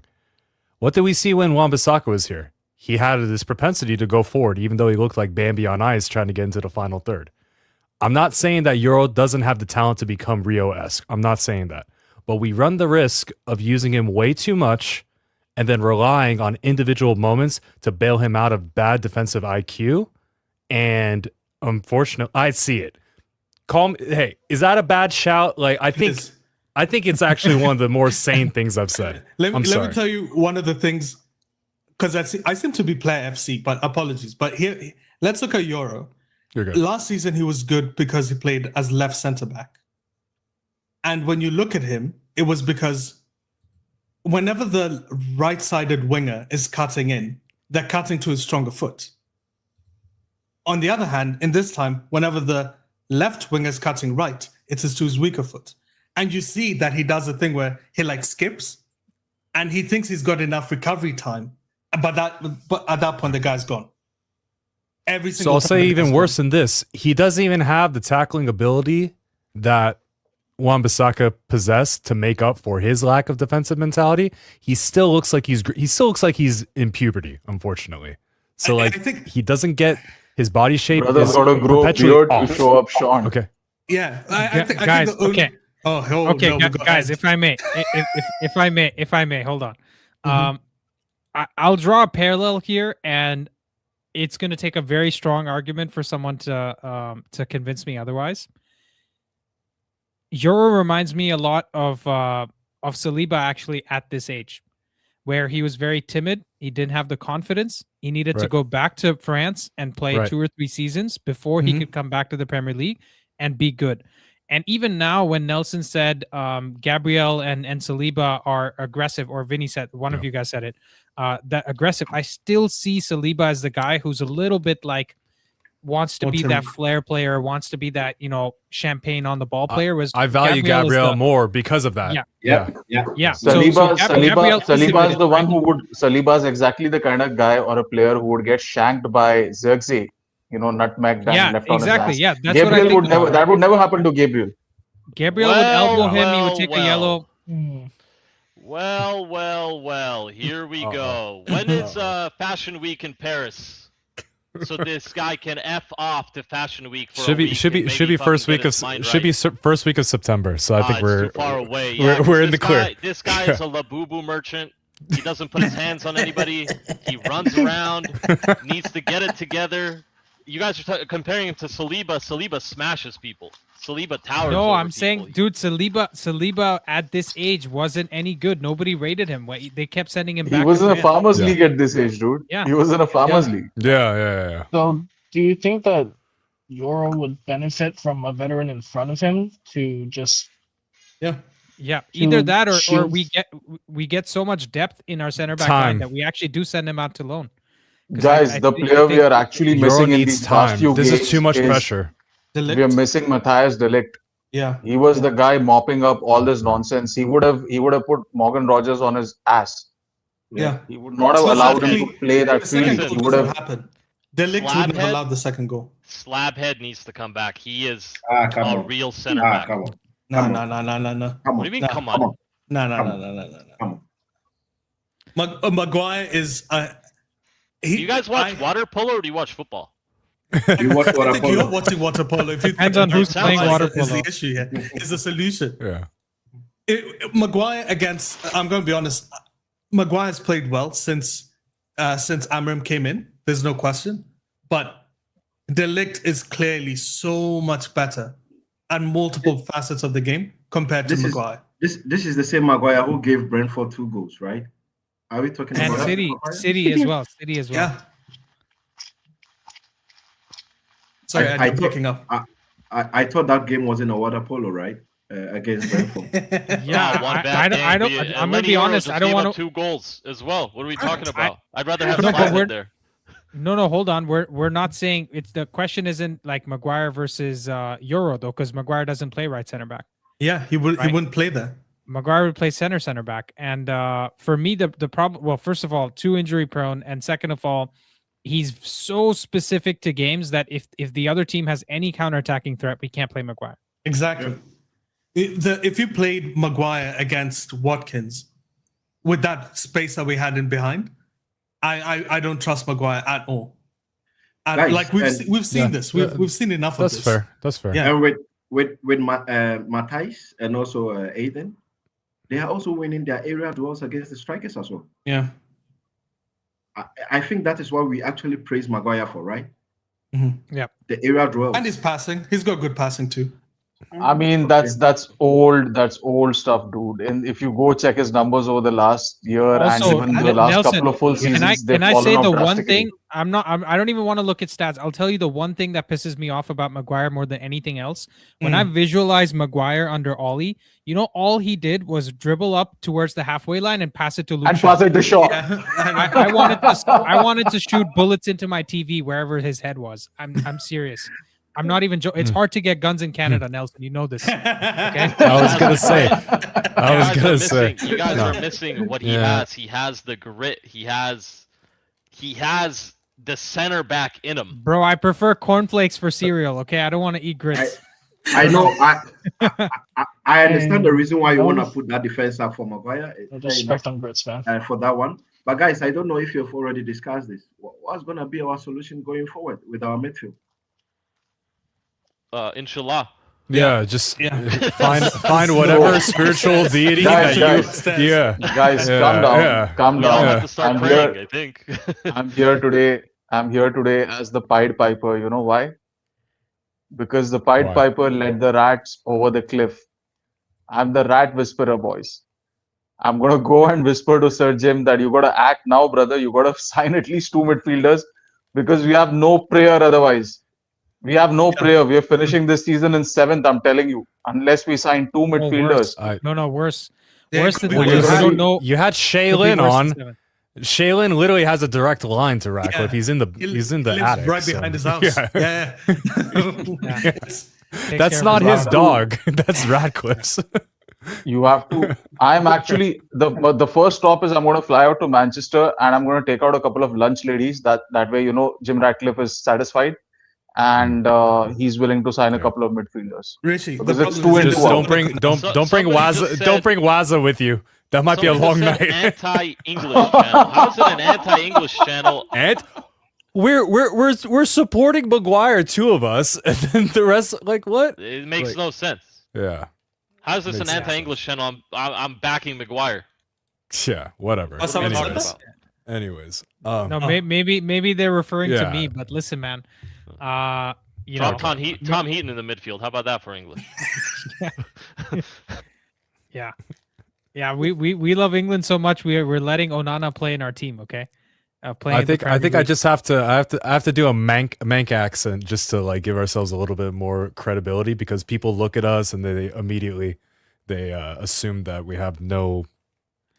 Well, to be fair, in the sins this of is the issue with 2023 shitty comments. Like, no, hold on. In the sins of 2023, who did we highlight as 2 of the biggest problems? Luke Shaw and Mason Mount. Okay, both England players, and it's because they have been shit for us. What does it matter where they're from? Dude, I'm still reeling. I'm still reeling from that Andrew take yesterday, saying Shaw was making bombing runs in the final third, and that he was man of the match level, brother. That Luke Shaw. Or not the one in-game editor you put on your football manager, bring him up so that you have something in defense. That guy is trash. What are you talking about? No, Sean, the ball boy on the left-hand side was holding some hot dogs in his hand. That's why Shaw was getting pulled. You know what I'm saying? Yeah. No, it's funny. When I watch the games with my mom, she goes, you know, why is Shaw getting up so deep in the final third? And she goes, and then I'm like, no, that's Mason Mount. So like she can't even realize which one's which. They're empty vessels sometimes. Even though Mount last game wasn't that bad. I've got a question. Oh, go ahead. If we were to, could Mount play in central midfield? Yes. Deeper? He could play in the 8. Yes. He played that for trying to do that yesterday. Yes. Yeah. He was trying to do that yesterday. Yeah. But he can only play like 70 minutes though. He has the Isaac. Oh yeah, because there's no disease. legs. Yeah, he yeah, has the yeah. Isaac disease. But guys, the problem is if Mount plays in, we have a solution for the midfield now, kind of, right? Like Licha is that one man who we could maybe try there. Yes. We don't have a solution for the 10. Who do we play in the 10 if Mount isn't there? I don't know if Licha is the solution though. I think he was a band-aid in that game. Rishi, the question isn't who plays in the 10. The question is the creativity. Because it doesn't matter where it comes from. Bruno wasn't playing in the 10, but he was our main creative outlet.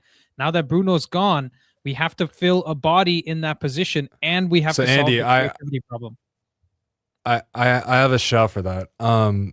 Sporting had Goncalves. When he was playing in the 10, he was doing very similar to what Cunha does, going deep and like vertically, just like dropping into that mid block.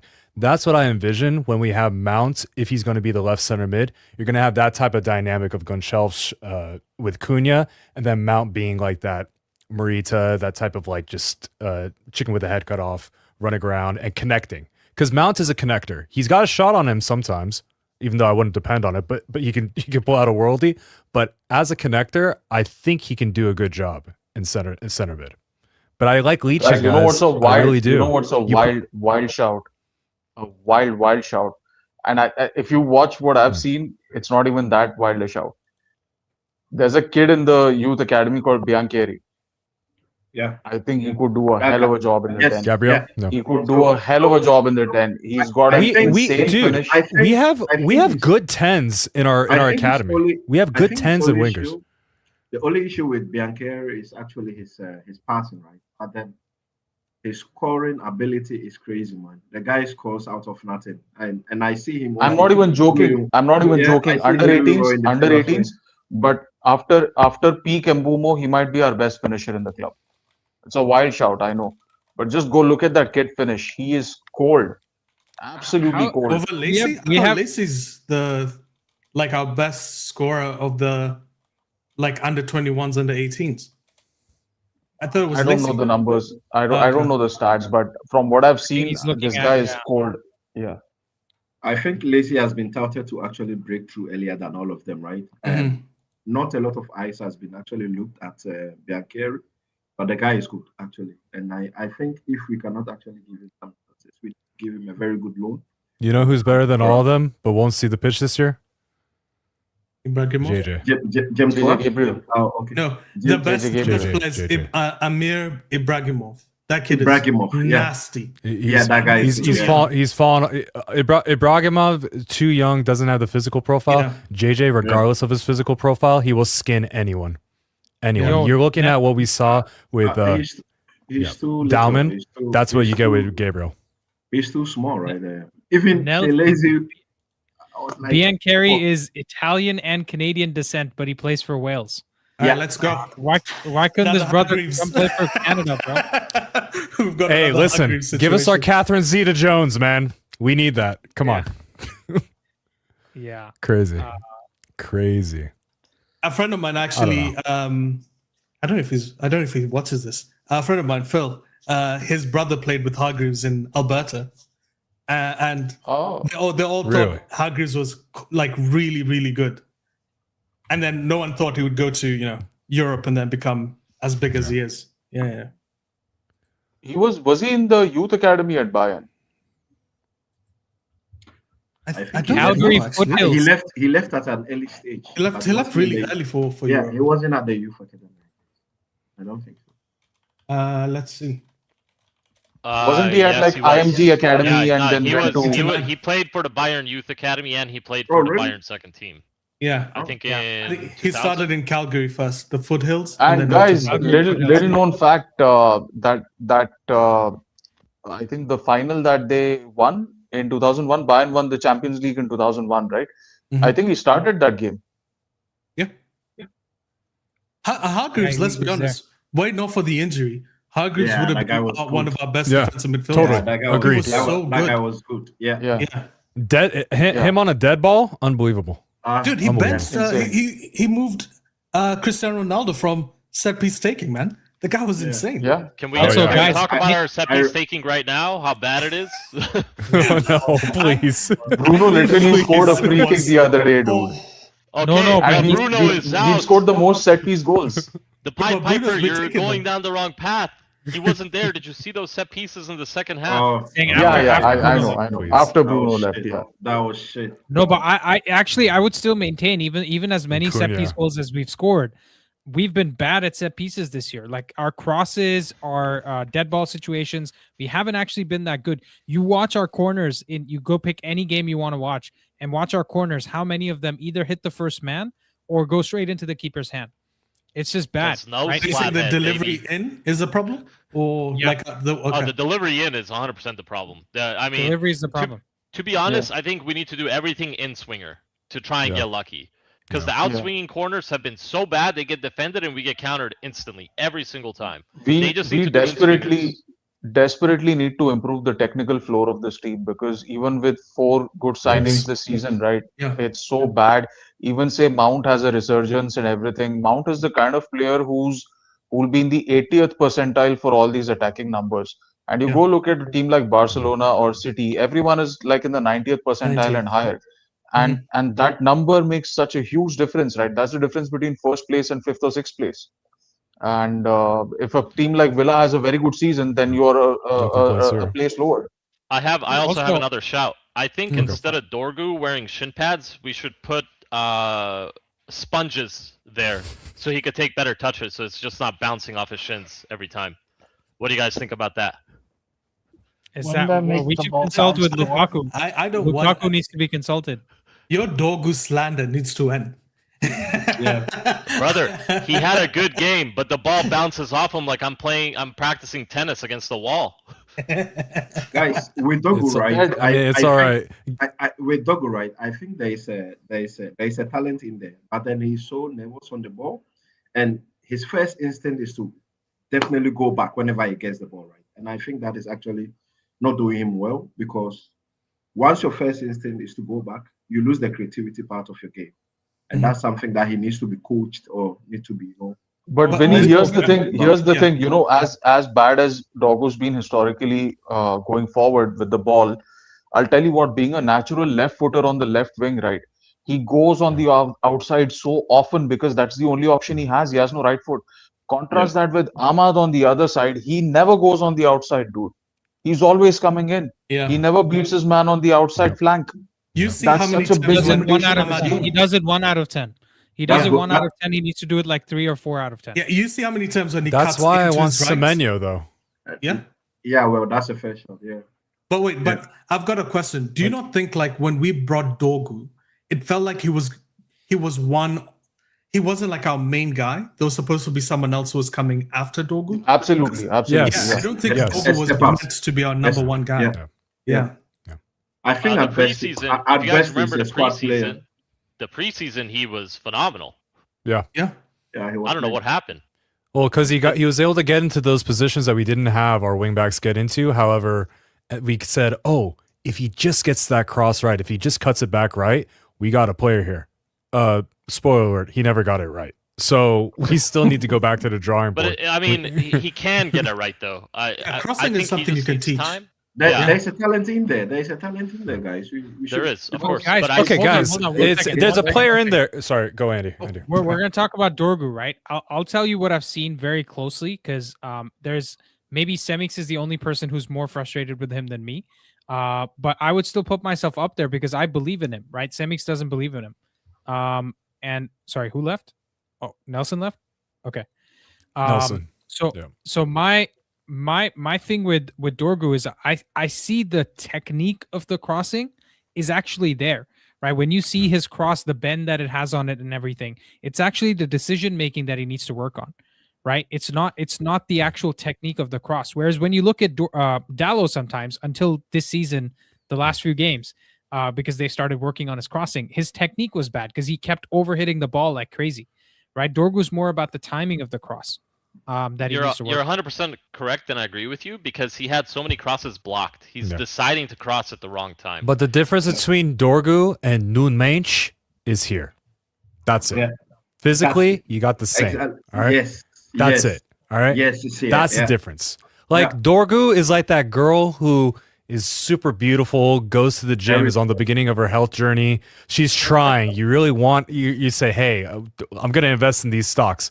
But then you find out she takes a blood panel and everything's messed up on the inside. Maybe she's never going to get there. But she's got potential. He's also, if you watch the last game, blood test of your dates, bro. What the hell's going on? If you watch that last game, you never know around here.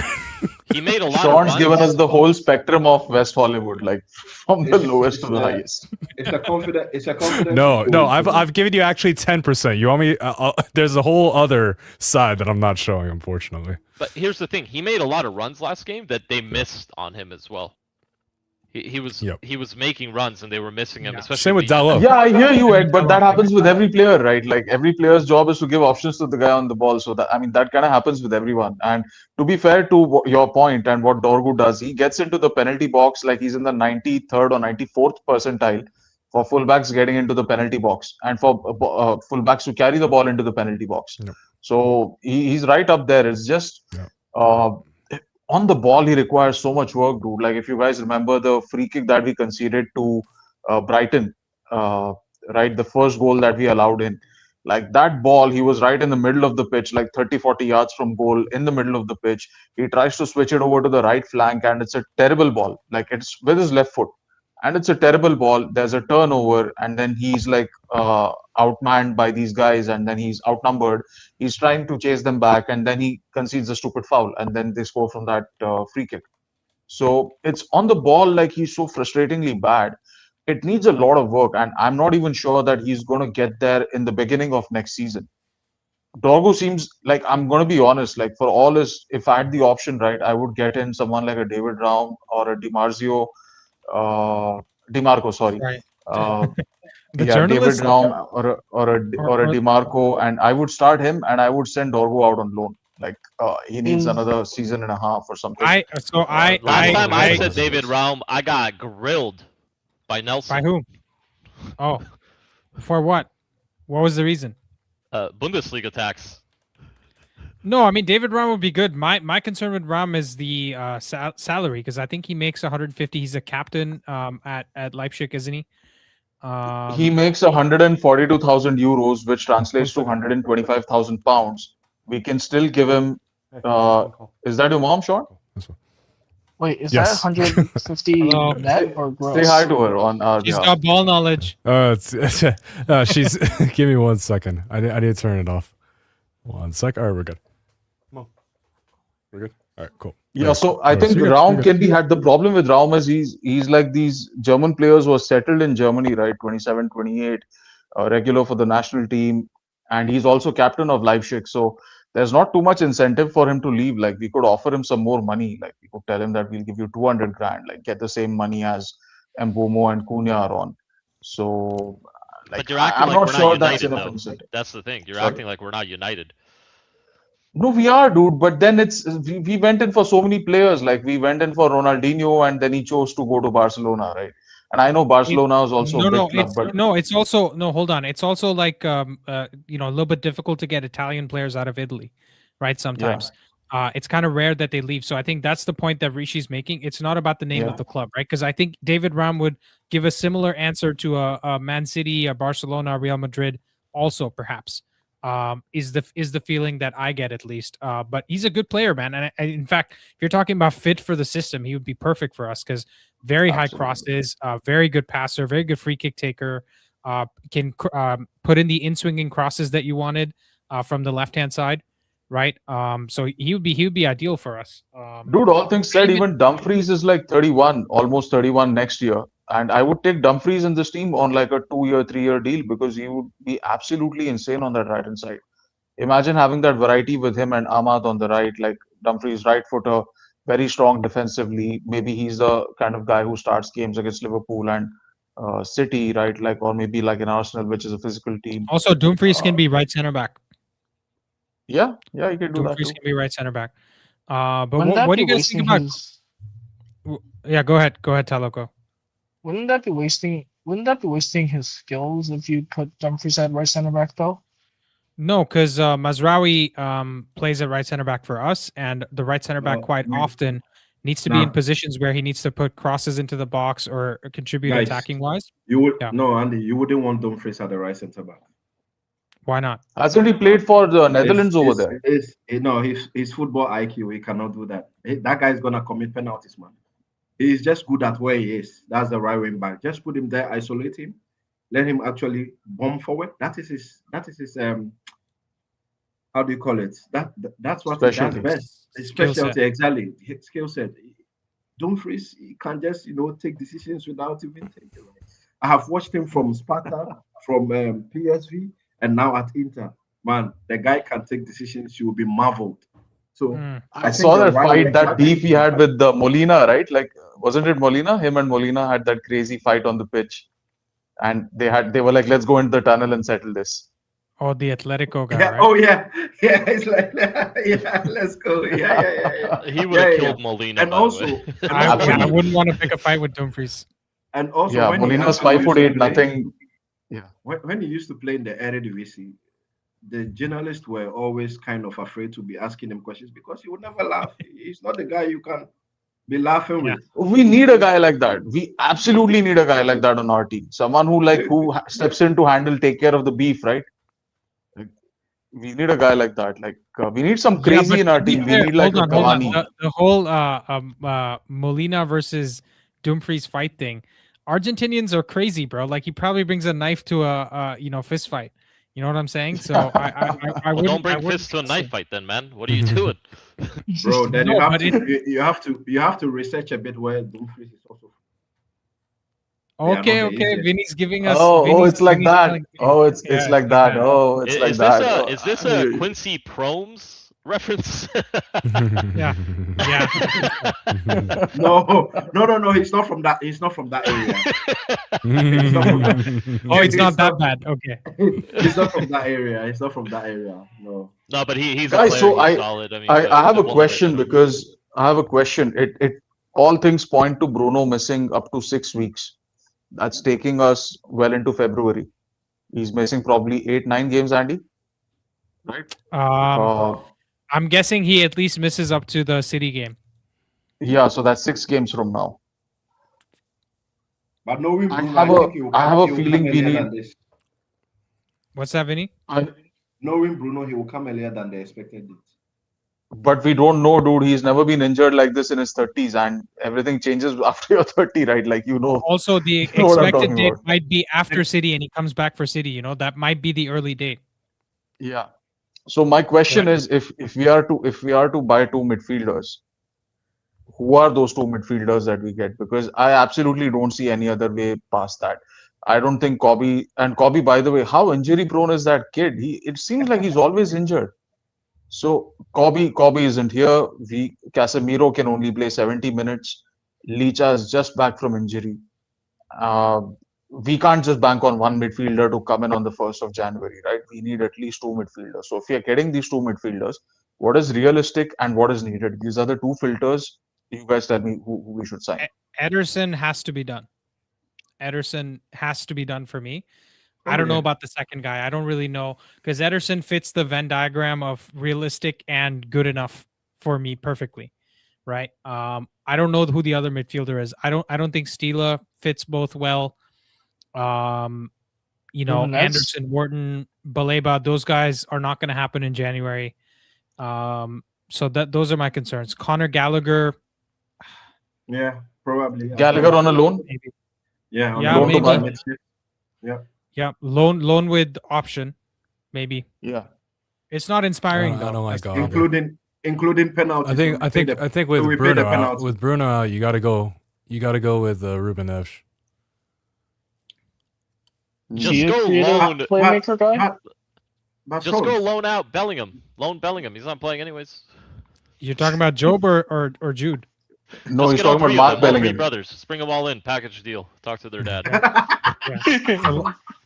A Ball Brothers situation?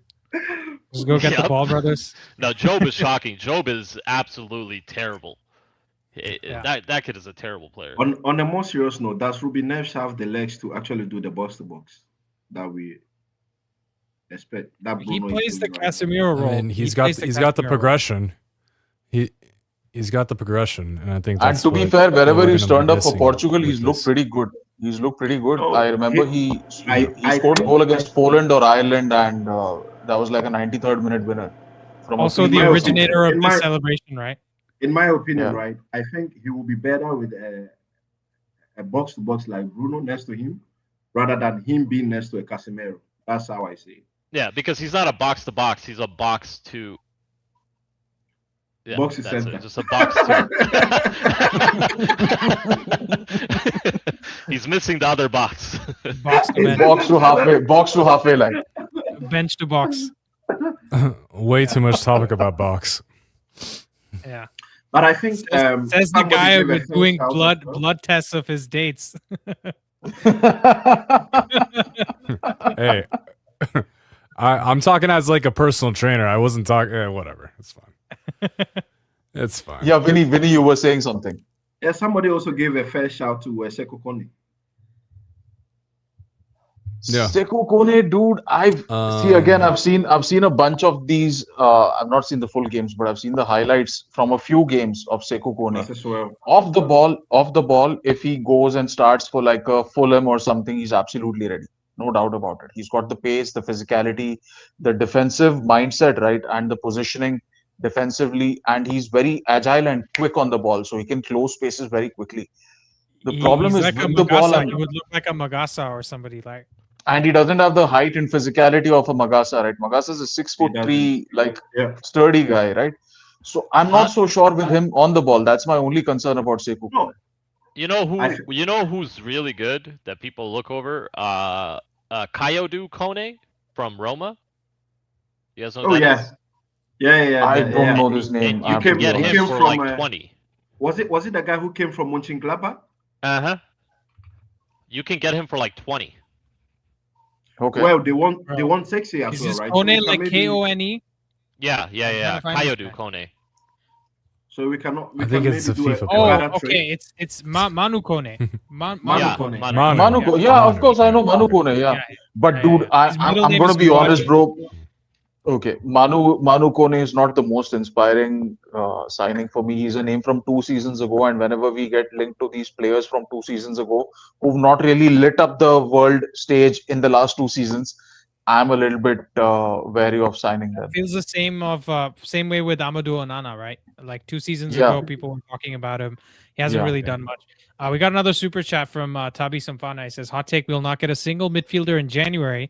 It's going to be Menu, Martinez, Ugarte, Casemiro, or bust. Maybe Ruben Neves if we're lucky." Thoughts? Well, apparently I see that Ben Jacobs has said that Man United are not ruling out signing a midfielder in January, and they have discussed will be Neves internally. 15 minutes. Okay. Watch out quoting Ben Jacobs, because Ayun told me that if I take his information any seriously, he's got some magic beans for me. So yeah. Well, to be fair, the thing with a lot of these journalists too is that sometimes they get contacted by agents to start stuff, right? And it's not necessarily coming from the club. And for them, they understand, right? Like where maybe Fabrizio was like, oh, if it's 100%, I'm going to report it and I'm not going to report it otherwise.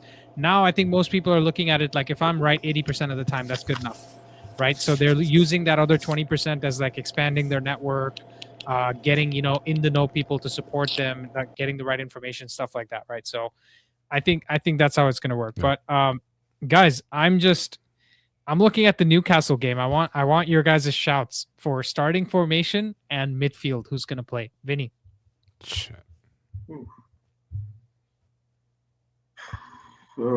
I think I might be tempted to go maybe Ugarte Martinez again. Ugarte Martinez, maybe because 3-4-3. Well, which yeah, formation? 3-4-3. Yeah, 3-4-3. Yeah. Which Rishi? changes into a 4-4-2. Yeah. I think we don't have options. We do not have options. We have to start the same backline because De Ligt and Maguire are out again. You have to start with Yoro, Heaven, and Shaw. You have to start with Dalot and Dorgo on the flank. I think in midfield, Casemiro's back from suspension, right? Yes. Yep. So I think you can't risk Ugarte because these guys are going to hound him and press him and win the ball back and have a quick transition, and that is going to be the death of the death of us. You have to go with the most likely solid middle two. That's Licha and Casemiro, according to me. And then the front three are Cunha, Mount. Can I be honest, Rishi? Because we had this Ugarte talk yesterday as well. I think Ugarte as your deepest midfielder is a big problem. Ugarte with somebody behind him actually works, like we saw yesterday, right? Because when Ugarte was playing next to Bruno, we were all nervous. And then what happened? Second half, once Licha came in, we didn't think about Ugarte once, right? So I actually think Ugarte in a midfield with Licha or Ugarte in a midfield with Casemiro works. Before this, we've been seeing him as the defensive midfielder next to a Bruno, next to a Kobe, and that's when he's looked shaky, right? So if it's a 3-man midfield, I don't mind seeing Ugarte, Casemiro, or Licha. Or if it's a 2-man midfield, I don't mind seeing one of Licha or Casemiro with Ugarte. I'll tell you what, though, I have a counter to that, and it's the way that Villa set up versus what Newcastle do. Villa were very compact mid-block yesterday, right? Even sometimes we managed to drag their forward line and the midfield line, or the creates gaps between the midfield and the defensive line. But for most of the game, they were pretty compact in terms of the width. Newcastle this season are a team that stretches the pitch. And when you stretch the pitch like that, Ugarte is going to be running around like a headless chicken. And he's gonna be leaving us with a man disadvantage on the counter all the time. That's my fear with Ugarte. So if it's like a dogfight, right? Then Ugarte is your man. But if it's gonna be like Rishi, if it's gonna be an aerial dogfight, like between two fighter jets where they're all like away from each other and they're shooting at each other from a distance, he's not going to be useful for you in that sort of a setting. That's just my opinion. I could be completely wrong. Yeah. So Rishi, I'm looking at the XG stat team profiles. And this season, here, I'll just put it up on screen. I haven't watched every game that they play, obviously, so I'm going off of the stats that I have available. And if you look at their general profile, they're more of a possession-based team than a direct team this season. And that's what the sum of that Newcastle that I've watched this season has confirmed that for me. They're also a very high-pressing team and are relatively conservative and focus more on the wide play. Right, so this is how they try to play. Which is exactly what I said. They stretch the pitch. Yeah, but that would be more after the ball. If you haven't watched the games, they play that way because their striker scores striker goals. They give it to him. He finishes. He taps it in, whatever, deflects it in. He just attacks the ball every time they give him service, every single time. And again, right, their game against Chelsea, there were so many spaces in the middle of the park for Chelsea to explore. So maybe we might have to also... Yeah, that's what I'm trying to say. They stretch the pitch in terms of how Bournemouth stretches the pitch, right? Not necessarily the in-behind threat as much that you might have associated with them in past seasons, especially when they purchased somebody like Elanga. So actually, it's funny, between Newcastle and Forest, it seems like Forest sold their players to Newcastle to play the style of football that Newcastle is now playing, and Forest wanted to play the same football with Elanga stretching the pitch like lengthwise. And they sacked Nuno for that. So, anyways, let's hear from Ed. Ed's gonna say he wants to see Casemiro. I know that. Yeah, it's gonna be Casemiro. I think we play a 3-5-2 actually. That's a good shot with Mount in the middle. Yeah, Mount in the middle with them, and it's going to be Cunha as like a false 9 right behind Šeško. I think that's the best way we can line up against them to actually get a result. Hopefully he does it. But yeah, I think that's how we're gonna line up. Who's in midfield? Yeah, who's in midfield next to Mount? Casemiro, Ugarte, and Mount. Yeah. So Licha on the bench. Yeah, Licha can come in for Casemiro. They both can't be on the pitch at the same time. Yeah, I agree with that, because the problem there is more the substitution wise, right? Because if we start with Licha and Casemiro, and one of them is going to be tired, 60th minute, 70th minute, you bring in Ugarte and it throws the... They're gonna. The pitch is so wide. Our guys are just gonna be side to side. It's gonna be really tough. So I think a 3-5-1-1 or a 3-5-2, something like that. Okay. Roy? I was tempted to say put Mount in midfield, bring on Xerxes, try to have some type of more direct threat, but that leaves us very bare for the bench in case Šeško needs to get off. I think 3-5-2, that type of variation. I'd like to match them in 4-3-3 in some way. Hopefully it'd be heaven, and we might even see Fredrickson come in for Yoro to give him a little bit of a break, because this has been pretty bad. Fredrickson's last game was that first half. The guy is not ready at all. He played a blinder actually in preseason when he was a center back. He was very, very good at distribution. Even though we have you know what Evan I'm there surprised now. by? I'm surprised nobody has said Licha in the back line. Yeah, well, he's Because, option in the Yeah. middle, right? You don't He's have option in midfield the middle. options. But Yeah, exactly. The same but reason. also, this The is same not the reason game we to bring said him Mount back. not This in isn't midfield, the because game to we bring don't him have back. options. Yeah. Yeah. I don't know, because Honestly, when good I watched shot. that game back, I watched the game back with Licha and the team, and he was actually dropping into the center back line to make the back four, right? A few times he did that. So I think that could be a shout, a way we do it. Another option is maybe we play Casemiro as a center back, and then he steps up as the center back into midfield, right? Again, these are options that we're forced to do. It's not an ideal situation. So when Guys, you rewatched the I'm game just back, reminded. did you see the 4-1-4-1? Yeah, I did. Okay, thank you. I did. I saw more of the 4-2-3-1 than I did see the 4-1-4-1. Actually, the shapes were all over the place because we were doing some man marking and some zonal marking. So the shapes were kind of all over the place, especially in the second half. But I did see pretty much every formation other than maybe 3-2-4-1, because I saw 3-1-4-2, which I called out in my video as well. But yeah, it's interesting. So for me, I think personally, I think it's going to be Ugarte Casemiro in the midfield, and it's going to be a 3-4-3, because he's going to look at how wide they actually play, and okay, Sean's dropped. How wide they actually play as a system, and he's going to want the two fullbacks to provide the cover to our center backs as well. So have 5 players potentially defending. But cool, guys. That's it. We'll call it here. Thanks for the stream. Hopefully we can actually go do something against Newcastle. But for those of you guys that didn't get on today, AUN, I know you're in the background. I'm sorry, brother. Just a little late in the stream to bring you on. Well, please do join tomorrow and we'll have a conversation.